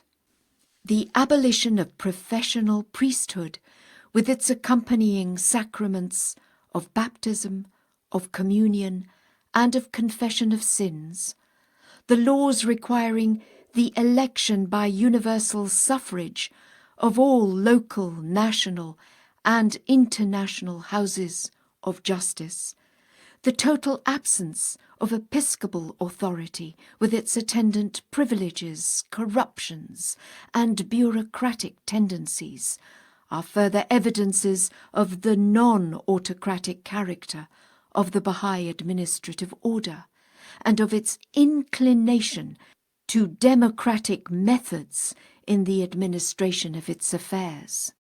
Nor is this order identified with the name of Baha'u'llah to be confused with any system of purely aristocratic government, in view of the fact that it upholds on the one hand the hereditary principle and entrusts the guardian of the faith with the obligation of interpreting its teachings, and provides on the other for the free and direct election from among the mass of the faithful of the body that constitutes its highest legislative organ. Whereas this administrative order cannot be said to have been modelled after any of these recognised systems of government, it nevertheless embodies, reconciles, and assimilates within its framework such wholesome elements as are to be found in each one of them. The hereditary authority which the guardian is called upon to exercise, the vital and essential functions which the Universal House of Justice discharges, the specific provisions requiring its democratic election by the representatives of the faithful, these combine to demonstrate the truth that this divinely revealed order, which can never be identified with any of the standard types of government referred to by Aristotle in his works, embodies and blends with the spiritual verities on which it is based the beneficent elements which are to be found in each one of them. The admitted evils inherent in each of these systems being rigidly and permanently excluded, this unique order, however long it may endure and however extensive its ramifications, cannot ever degenerate into any form of despotism, of oligarchy, or of demagogy, which must sooner or later corrupt the machinery of all man-made and essentially defective political institutions. Significant as are the origins of this mighty administrative structure, and however unique its features, the happenings that may be said to have heralded its birth and signalized the initial stage of its evolution seem no less remarkable. How striking, how edifying the contrast between the process of slow and steady consolidation that characterizes the growth of its infant strength and the devastating onrush of the forces of disintegration that are assailing the outworn institutions, both religious and secular, of present-day society. The vitality which the organic institutions of this great, this ever-expanding order so strongly exhibit, the obstacles which the high courage, the undaunted resolution of its administrators have already surmounted, the fire of an unquenchable enthusiasm that glows with undiminished fervour in the hearts of its itinerant teachers, the heights of self-sacrifice which its champion builders are now attaining, the breadth of vision, the confident hope, the creative joy, the inward peace, the uncompromising integrity, the exemplary discipline, the unyielding unity and solidarity which its stalwart defenders manifest, the degree to which its moving spirit has shown itself capable of assimilating the diversified elements within its pale, of cleansing them of all forms of prejudice, and of fusing them with its own structure. These are evidences of a power which a disillusioned and sadly shaken society can ill afford to ignore. Compare these splendid manifestations of the spirit animating this vibrant body of the faith of Baha'u'llah with the cries and agony, the follies and vanities, the bitterness and prejudices, the wickedness and divisions of an ailing and chaotic world.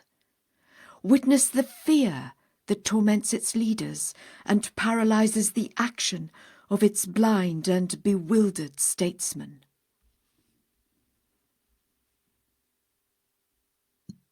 How fierce the hatreds, how false the ambitions, how petty the pursuits, how deep-rooted the suspicions of its peoples, how disquieting the lawlessness, the corruption, the unbelief that are eating into the vitals of a tottering civilization. Might not this process of steady deterioration, which is insidiously invading so many departments of human activity and thought, be regarded as a necessary accompaniment to the rise of this almighty arm of Baha'u'llah?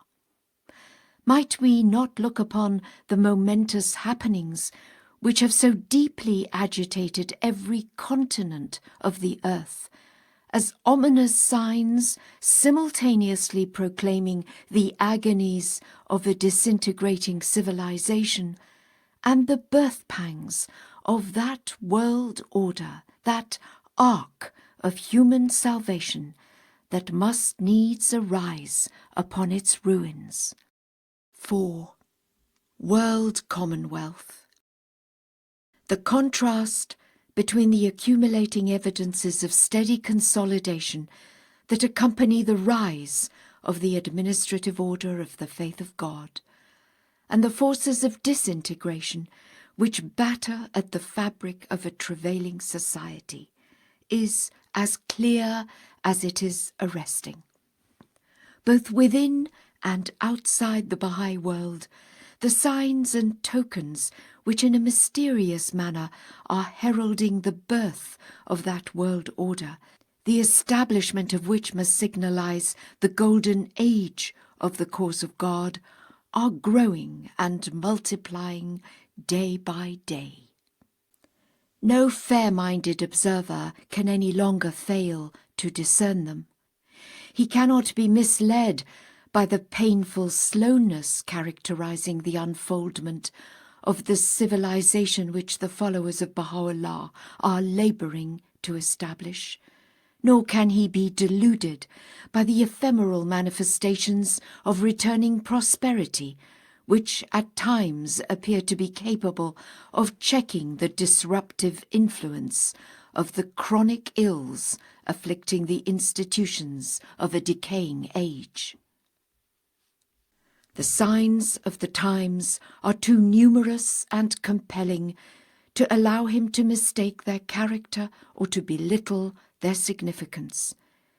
He can, if he be fair in his judgment, recognize in the chain of events which proclaim on the one hand the irresistible march of the institutions directly associated with the revelation of Baha'u'llah, and foreshadow on the other the downfall of those powers and principalities that have either ignored or opposed it.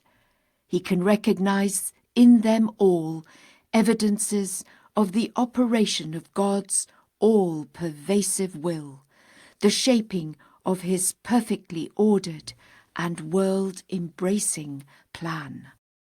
Soon Baha'u'llah's own words proclaim it. will the present-day order be rolled up, and a new one spread out in its stead. Verily, thy Lord speaketh the truth, and is the knower of things unseen.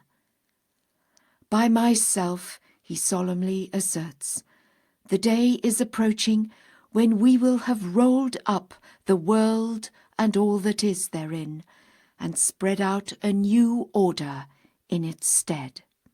He verily is powerful over all things.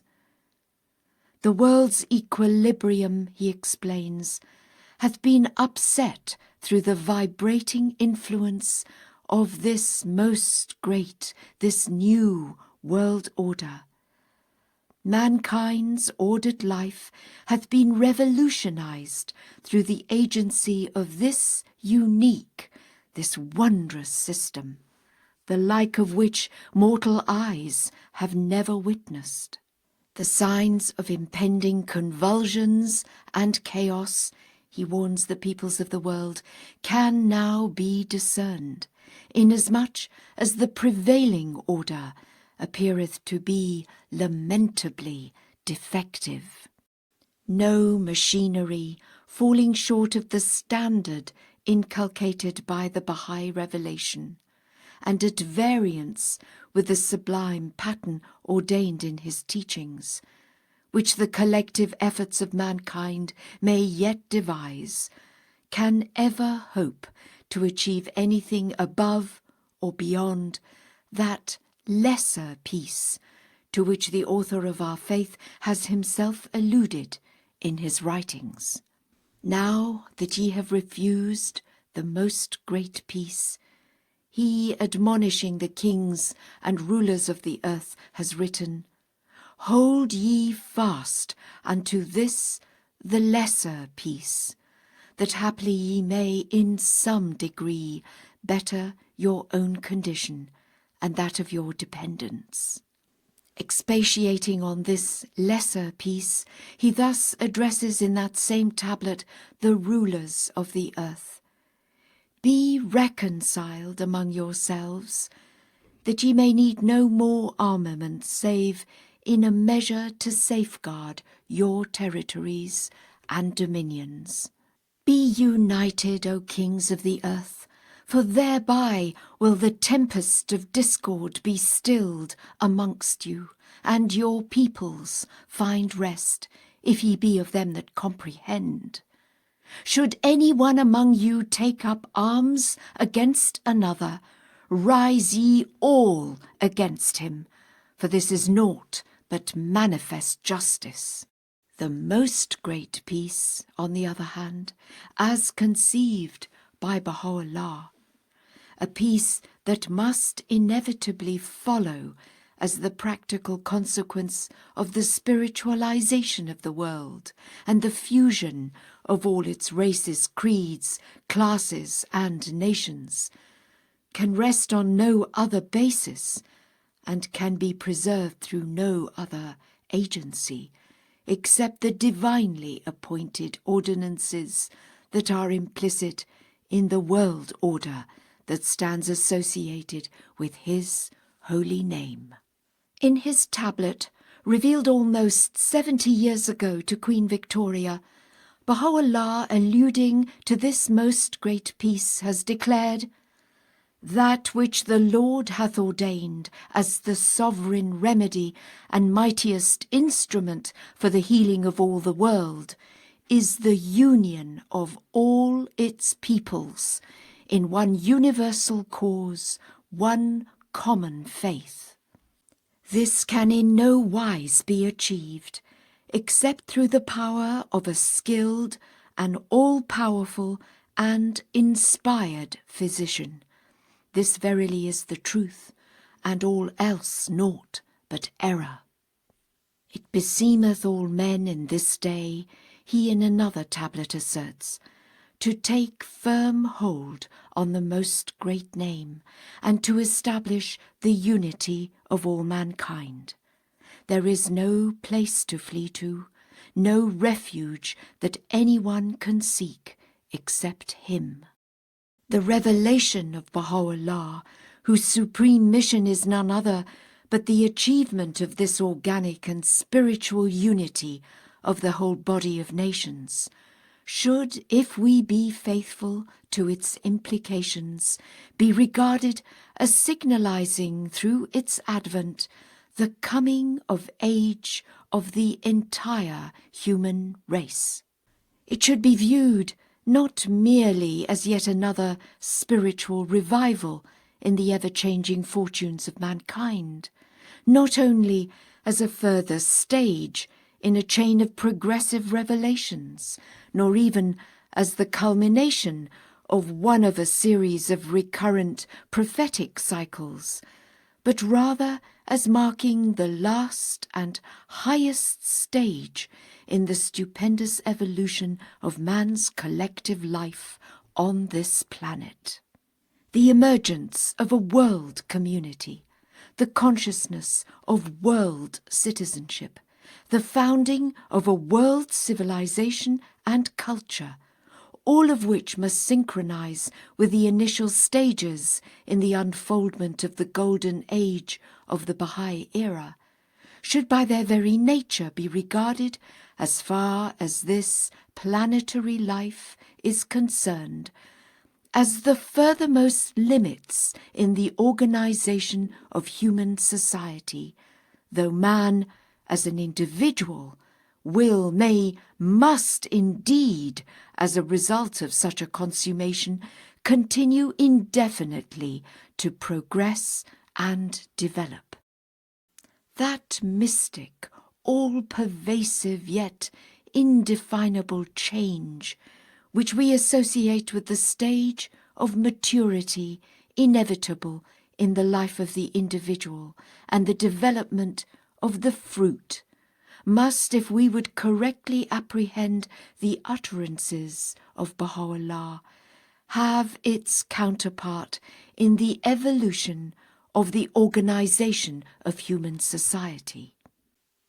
A similar stage must sooner or later be attained in the collective life of mankind, producing an even more striking phenomenon in world relations, and endowing the whole human race with such potentialities of well-being as shall provide throughout the succeeding ages the chief incentive required for the eventual fulfillment of its high destiny. Only those who are willing to associate the revelation proclaimed by Baha'u'llah with the consummation of so stupendous an evolution in the collective life of the whole human race can grasp the significance of the words which he, while alluding to the glories of this promised day and to the duration of the Bahá'í era, has deemed fit to utter. "This is the King of days," he exclaims, "the day that hath seen the coming of the best beloved, him who through all eternity hath been acclaimed the desire of the world." The scriptures of past dispensations, he further asserts, celebrate the great jubilee that must needs greet this most great day of God. Well is it with him that hath lived to see this day, and hath recognized its station. Though the revelation of Baha'u'llah has been delivered, the world order which such a revelation must needs beget is as yet unborn. Though the heroic age of his faith is past, the creative energies which that age has released have not as yet crystallized into that world society which in the fullness of time is to mirror forth the brightness of his glory. Though the framework of his administrative order has been erected, and the formative period of the Bahá'í era has begun, yet the promised kingdom into which the seed of his institutions must ripen remains as yet uninaugurated.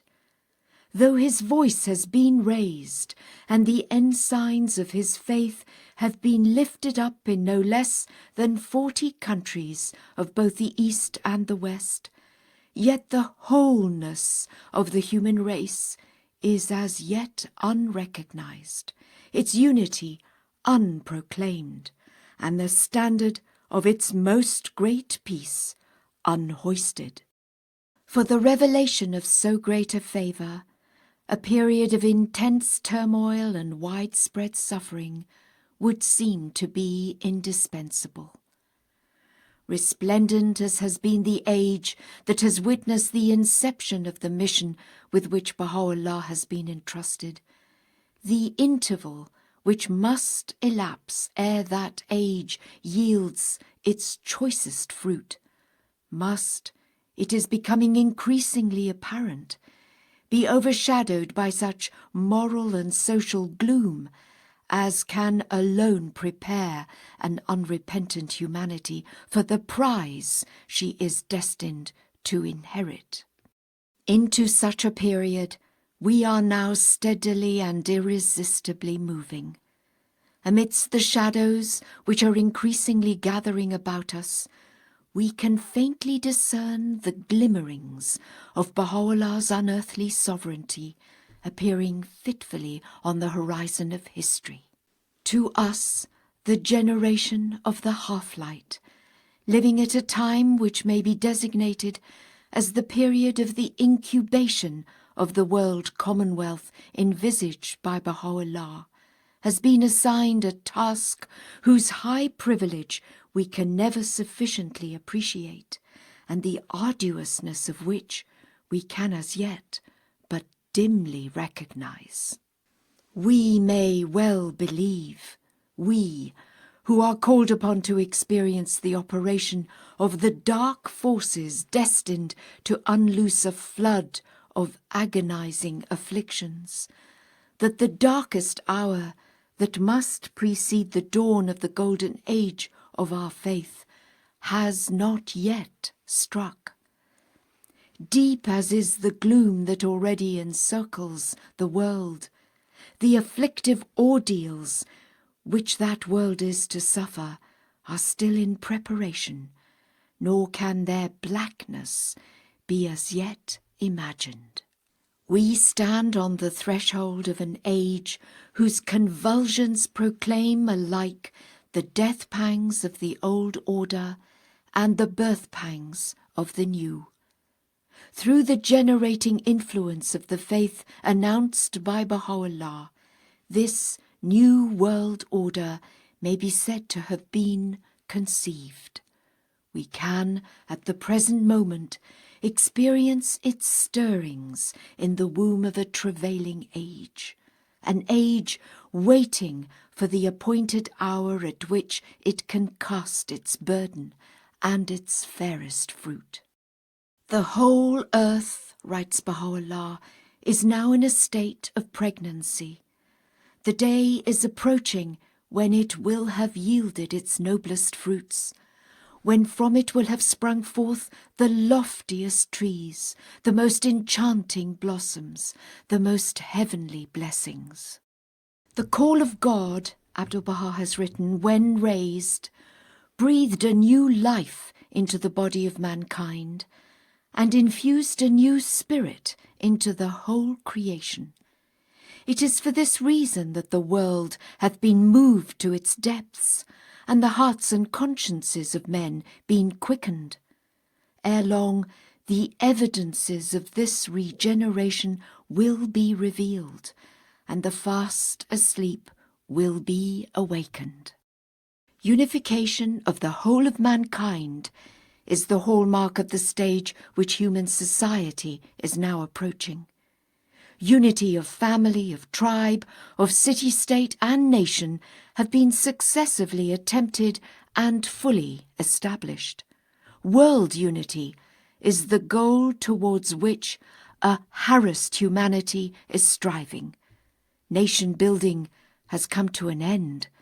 The anarchy inherent in state sovereignty is moving towards a climax. A world growing to maturity must abandon this fetish, recognize the oneness and wholeness of human relationships, and establish once for all the machinery that can best incarnate this fundamental principle of its life. A new life, Baha'u'llah proclaims, is in this age stirring within all the peoples of the earth, and yet none hath discovered its cause or perceived its motive. O ye children of men, he thus addresses his generation. The fundamental purpose animating the faith of God and his religion is to safeguard the interests and promote the unity of the human race. This is the straight path, the fixed and immovable foundation. Whatsoever is raised on this foundation, the changes and chances of the world can never impair its strength, nor will the revolution of countless centuries undermine its structure. The well-being of mankind, he declares, its peace and security are unattainable unless and until its unity is firmly established. So powerful is the light of unity, is his further testimony, that it can illuminate the whole earth. The one true God, he who knoweth all things, himself testifieth to the truth of these words. This goal excelleth every other goal, and this aspiration is the monarch of all aspirations. He who is your Lord, the All-Merciful, he moreover has written, cherisheth in his heart the desire of beholding the entire human race as one soul and one body. Haste ye to win your share of God's good grace and mercy in this day that eclipseth all other created days.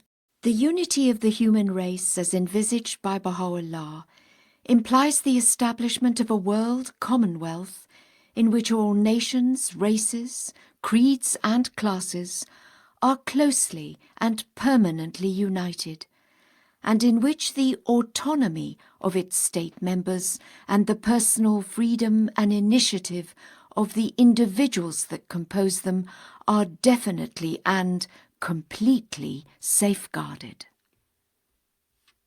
This commonwealth must, as far as we can visualize it, consist of a world legislature whose members will, as the trustees of the whole of mankind, ultimately control the entire resources of all the component nations, and will enact such laws as shall be required to regulate the life, satisfy the needs, and adjust the relationships of all races and peoples. A world executive, backed by an international force, will carry out the decisions arrived at and apply the laws enacted by this world legislature, and will safeguard the organic unity of the whole Commonwealth. A world tribunal will adjudicate and deliver its compulsory and final verdict in all and any disputes that may arise between the various elements constituting this universal system. A mechanism of world intercommunication will be devised, embracing the whole planet, freed from national hindrances and restrictions, and functioning with marvelous swiftness and perfect regularity. A world metropolis will act as the nerve centre of a world civilization, the focus towards which the unifying forces of life will converge, and from which its energizing influences will radiate. A world language will either be invented or chosen from among the existing languages, and will be taught in the schools of all the federated nations as an auxiliary to their mother tongue. A world script, a world literature, a uniform and universal system of currency, of weights and measures, will simplify and facilitate intercourse and understanding among the nations and races of mankind. In such a world society, science and religion, the two most potent forces in human life, will be reconciled, will cooperate, and will harmoniously develop. The press will, under such a system, while giving full scope to the expression of the diversified views and convictions of mankind, cease to be mischievously manipulated by vested interests, whether private or public, and will be liberated from the influence of contending governments and peoples. The economic resources of the world will be organized, its sources of raw materials will be tapped and fully utilized, its markets will be coordinated and developed, and the distribution of its products will be equitably regulated. National rivalries, hatreds, and intrigues will cease, and racial animosity and prejudice will be replaced by racial amity, understanding, and cooperation. The causes of religious strife will be permanently removed. Economic barriers and restrictions will be completely abolished, and the inordinate distinction between classes will be obliterated. Destitution on the one hand, and gross accumulation of ownership on the other, will disappear. The enormous energy dissipated and wasted on war, whether economic or political, will be consecrated to such ends as will extend the range of human inventions and technical development, to the increase of the productivity of mankind, to the extermination of disease, to the extension of scientific research, to the raising of the standard of physical health, to the sharpening and refinement of the human brain, to the exploitation of the unused and unsuspected resources of the planet, to the prolongation of human life, and to the furtherance of any other agency that can stimulate the intellectual, the moral, and spiritual life of the entire human race.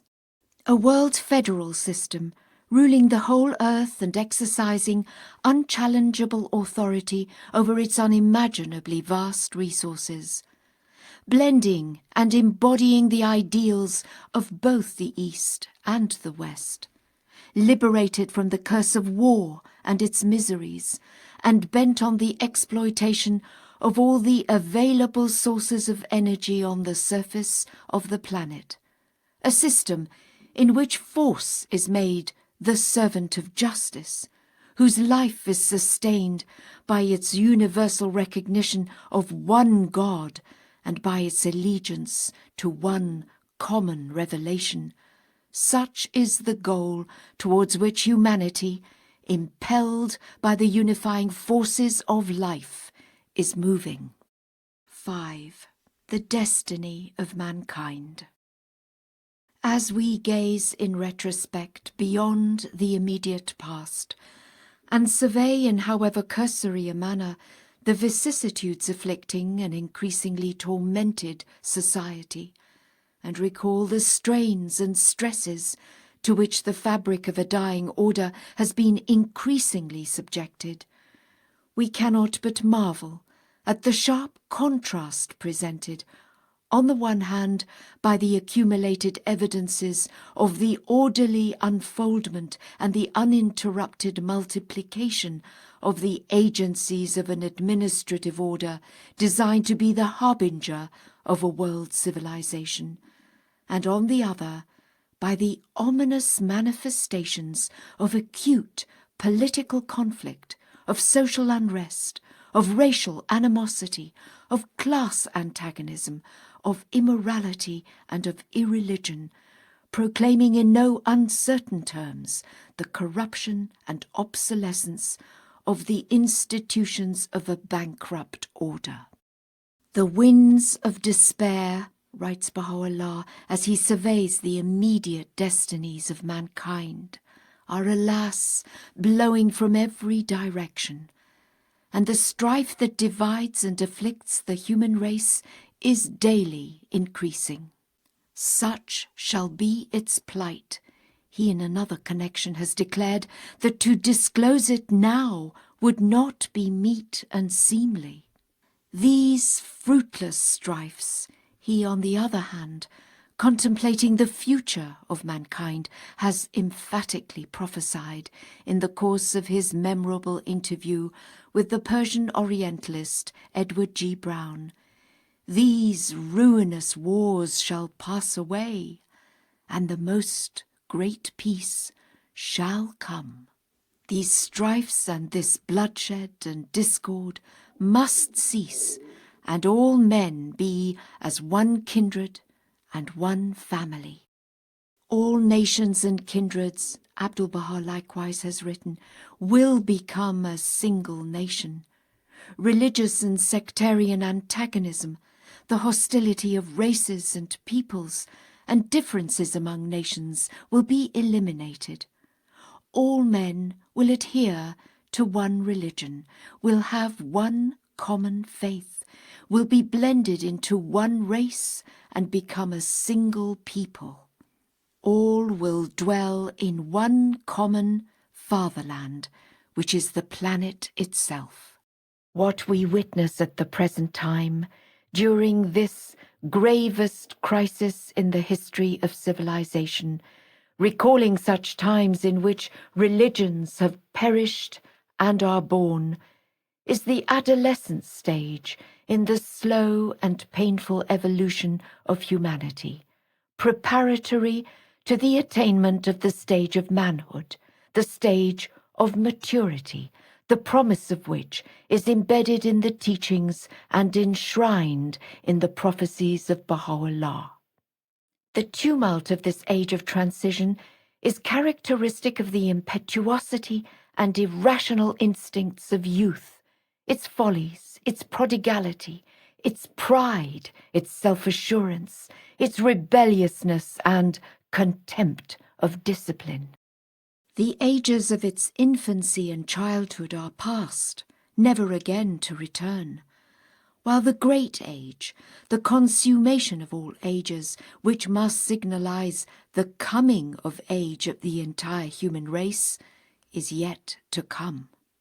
The convulsions of this transitional and most turbulent period in the annals of humanity are the essential prerequisites and herald the inevitable approach of that age of ages, the time of the end, in which the folly and tumult of strife that has since the dawn of history blackened the annals of mankind will have been finally transmuted into the wisdom and the tranquillity of an undisturbed, a universal and lasting peace, in which the discord and separation of the children of men will have given way to the worldwide reconciliation and the complete unification of the diverse elements that constitute human society. This will indeed be the fitting climax of that process of integration which, starting with the family, the smallest unit in the scale of human organization, must, after having called successively into being the tribe, the city-state, and the nation, continue to operate until it culminates in the unification of the whole world, the final object and the crowning glory of human evolution on this planet. It is this stage which humanity, willingly or unwillingly, is resistlessly approaching. It is for this stage that this vast, this fiery ordeal which humanity is experiencing is mysteriously paving the way. It is with this stage that the fortunes and the purpose of the faith of Baha'u'llah are indissolubly linked. It is the creative energies which his revelation has released that have instilled into humanity the capacity to attain this final stage in its organic and collective evolution. It is with the golden age of his dispensation that the consummation of this process will be forever associated.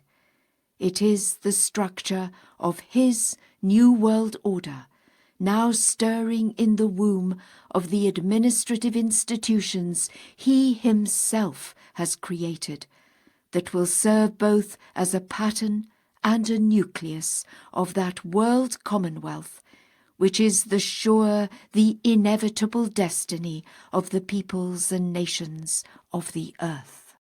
Just as the organic evolution of mankind has been slow and gradual, and involved successively the unification of the family, the tribe, the city-state, and the nation, so has the light vouchsafed by the revelation of God at various stages in the evolution of religion, and reflected in the successive dispensations of the past, been slow and progressive.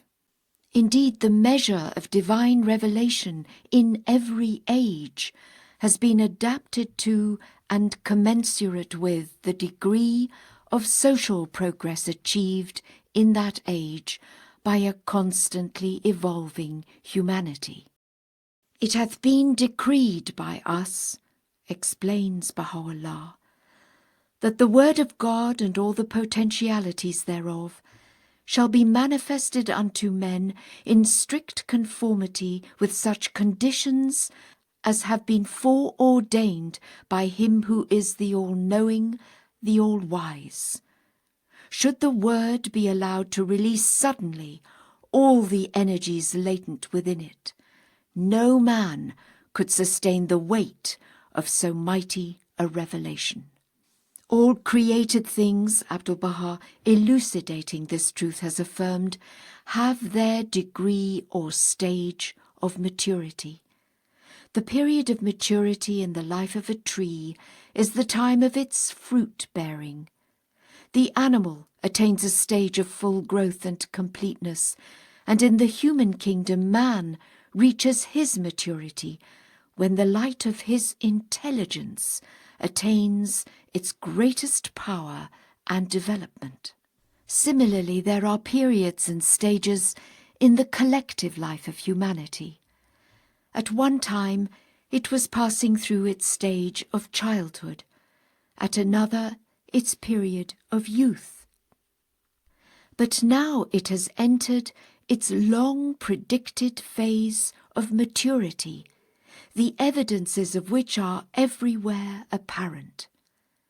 That which was applicable to human needs during the early history of the race can neither meet nor satisfy the demands of this day, this period of newness and consummation.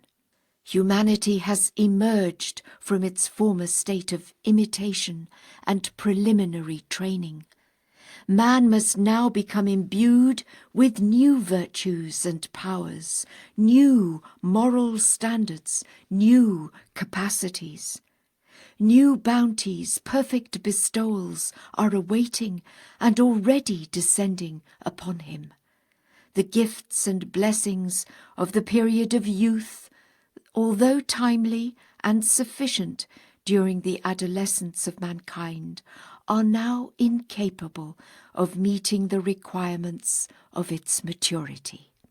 This is the stage which the world is now approaching, the stage of world unity, which, as Abdu'l-Baha assures us, will in this century be securely established. The tongue of grandeur, Baha'u'llah himself affirms, hath in the day of his manifestation proclaimed, "It is not his to boast who loveth his country, but it is his who loveth the world." Through the power, he adds, released by these exalted words, he hath lent a fresh impulse and set a new direction to the birds of men's hearts, and hath obliterated every trace of restriction and limitation from God's holy book. A word of warning should, however, be uttered in this connection. The love of one's country, instilled and stressed by the teaching of Islam as an element of the faith of God, has not, through this declaration, this clarion call of Baha'u'llah, been either condemned or disparaged. It should not, indeed it cannot, be construed as a repudiation or regarded in the light of a censure pronounced against a sane and intelligent patriotism. Nor does it seek to undermine the allegiance and loyalty of any individual to his country, nor does it conflict with the legitimate aspirations, rights, and duties of any individual state or nation.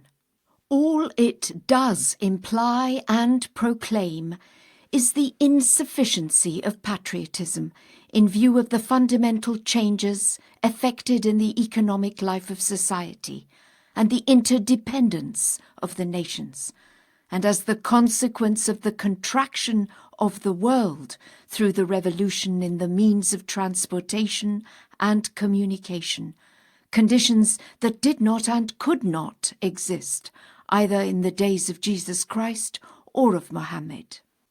It calls for a wider loyalty, which should not and indeed does not conflict with lesser loyalties. It instills a love which, in view of its scope, must include and not exclude the love of one's own country. It lays, through this loyalty which it inspires and this love which it infuses, the only foundation on which the concept of world citizenship can thrive and the structure of world unification can rest.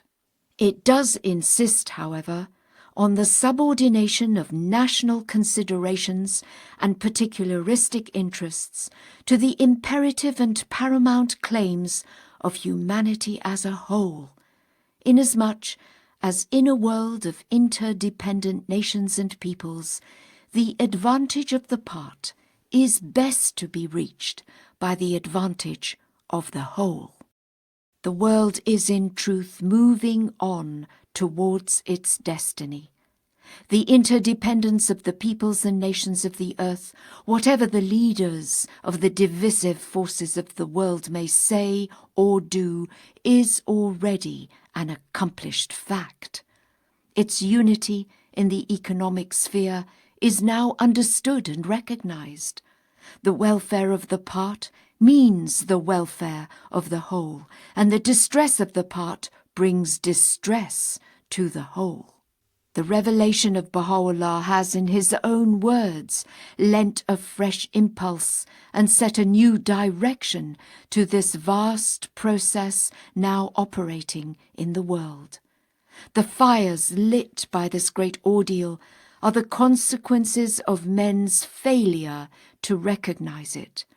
They are, moreover, hastening its consummation. Adversity, prolonged, worldwide, afflictive, allied to chaos and universal destruction, must needs convulse the nations, stir the conscience of the world, disillusion the masses, precipitate a radical change in the very conception of society, and coalesce ultimately the disjointed, the bleeding limbs of mankind into one body, single, organically united, and indivisible. To the general character, the implications and features of this world commonwealth, destined to emerge sooner or later out of the carnage, agony, and havoc of this great world convulsion, I have already referred in my previous communications. Suffice it to say that this consummation will, by its very nature, be a gradual process, and must, as Baha'u'llah has himself anticipated, lead at first to the establishment of that lesser peace which the nations of the earth, as yet unconscious of his revelation, and yet unwittingly enforcing the general principles which he has enunciated, will themselves establish. This momentous and historic step, involving the reconstruction of mankind as the result of the universal recognition of its oneness and wholeness, will bring in its wake the spiritualization of the masses, consequent to the recognition of the character and the acknowledgement of the claims of the faith of Baha'u'llah, the essential condition to that ultimate fusion of all races, creeds, classes and nations, which must signalize the emergence of his new world order. Then will the coming of age of the entire human race be proclaimed and celebrated by all the peoples and nations of the earth. Then will the banner of the most great peace be hoisted. Then will the worldwide sovereignty of Baha'u'llah, the establisher of the kingdom of the Father foretold by the Son and anticipated by the prophets of God before him and after him, be recognized, acclaimed, and firmly established. Then will a world civilization be born, flourish, and perpetuate itself, a civilization with a fullness of life such as the world has never seen nor can as yet conceive. Then will the everlasting covenant be fulfilled in its completeness.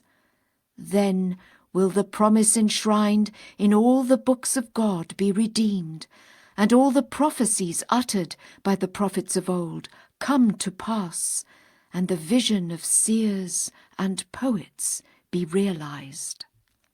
Then will the planet, galvanized through the universal belief of its dwellers in one God and their allegiance to one common revelation, mirror within the limitations imposed upon it the effulgent glories of the sovereignty of Baha'u'llah, shining in the plenitude of its splendor in the Abha paradise, and be made the footstool of his throne on high, and acclaimed as the earthly heaven capable of fulfilling that ineffable destiny fixed for it from time immemorial by the love and wisdom of its Creator. Not ours, puny mortals that we are, to attempt at so critical a stage in the long and checkered history of mankind, to arrive at a precise and satisfactory understanding of the steps which must successively lead a bleeding humanity, wretchedly oblivious of its God and careless of Baha'u'llah, from its Calvary to its ultimate resurrection.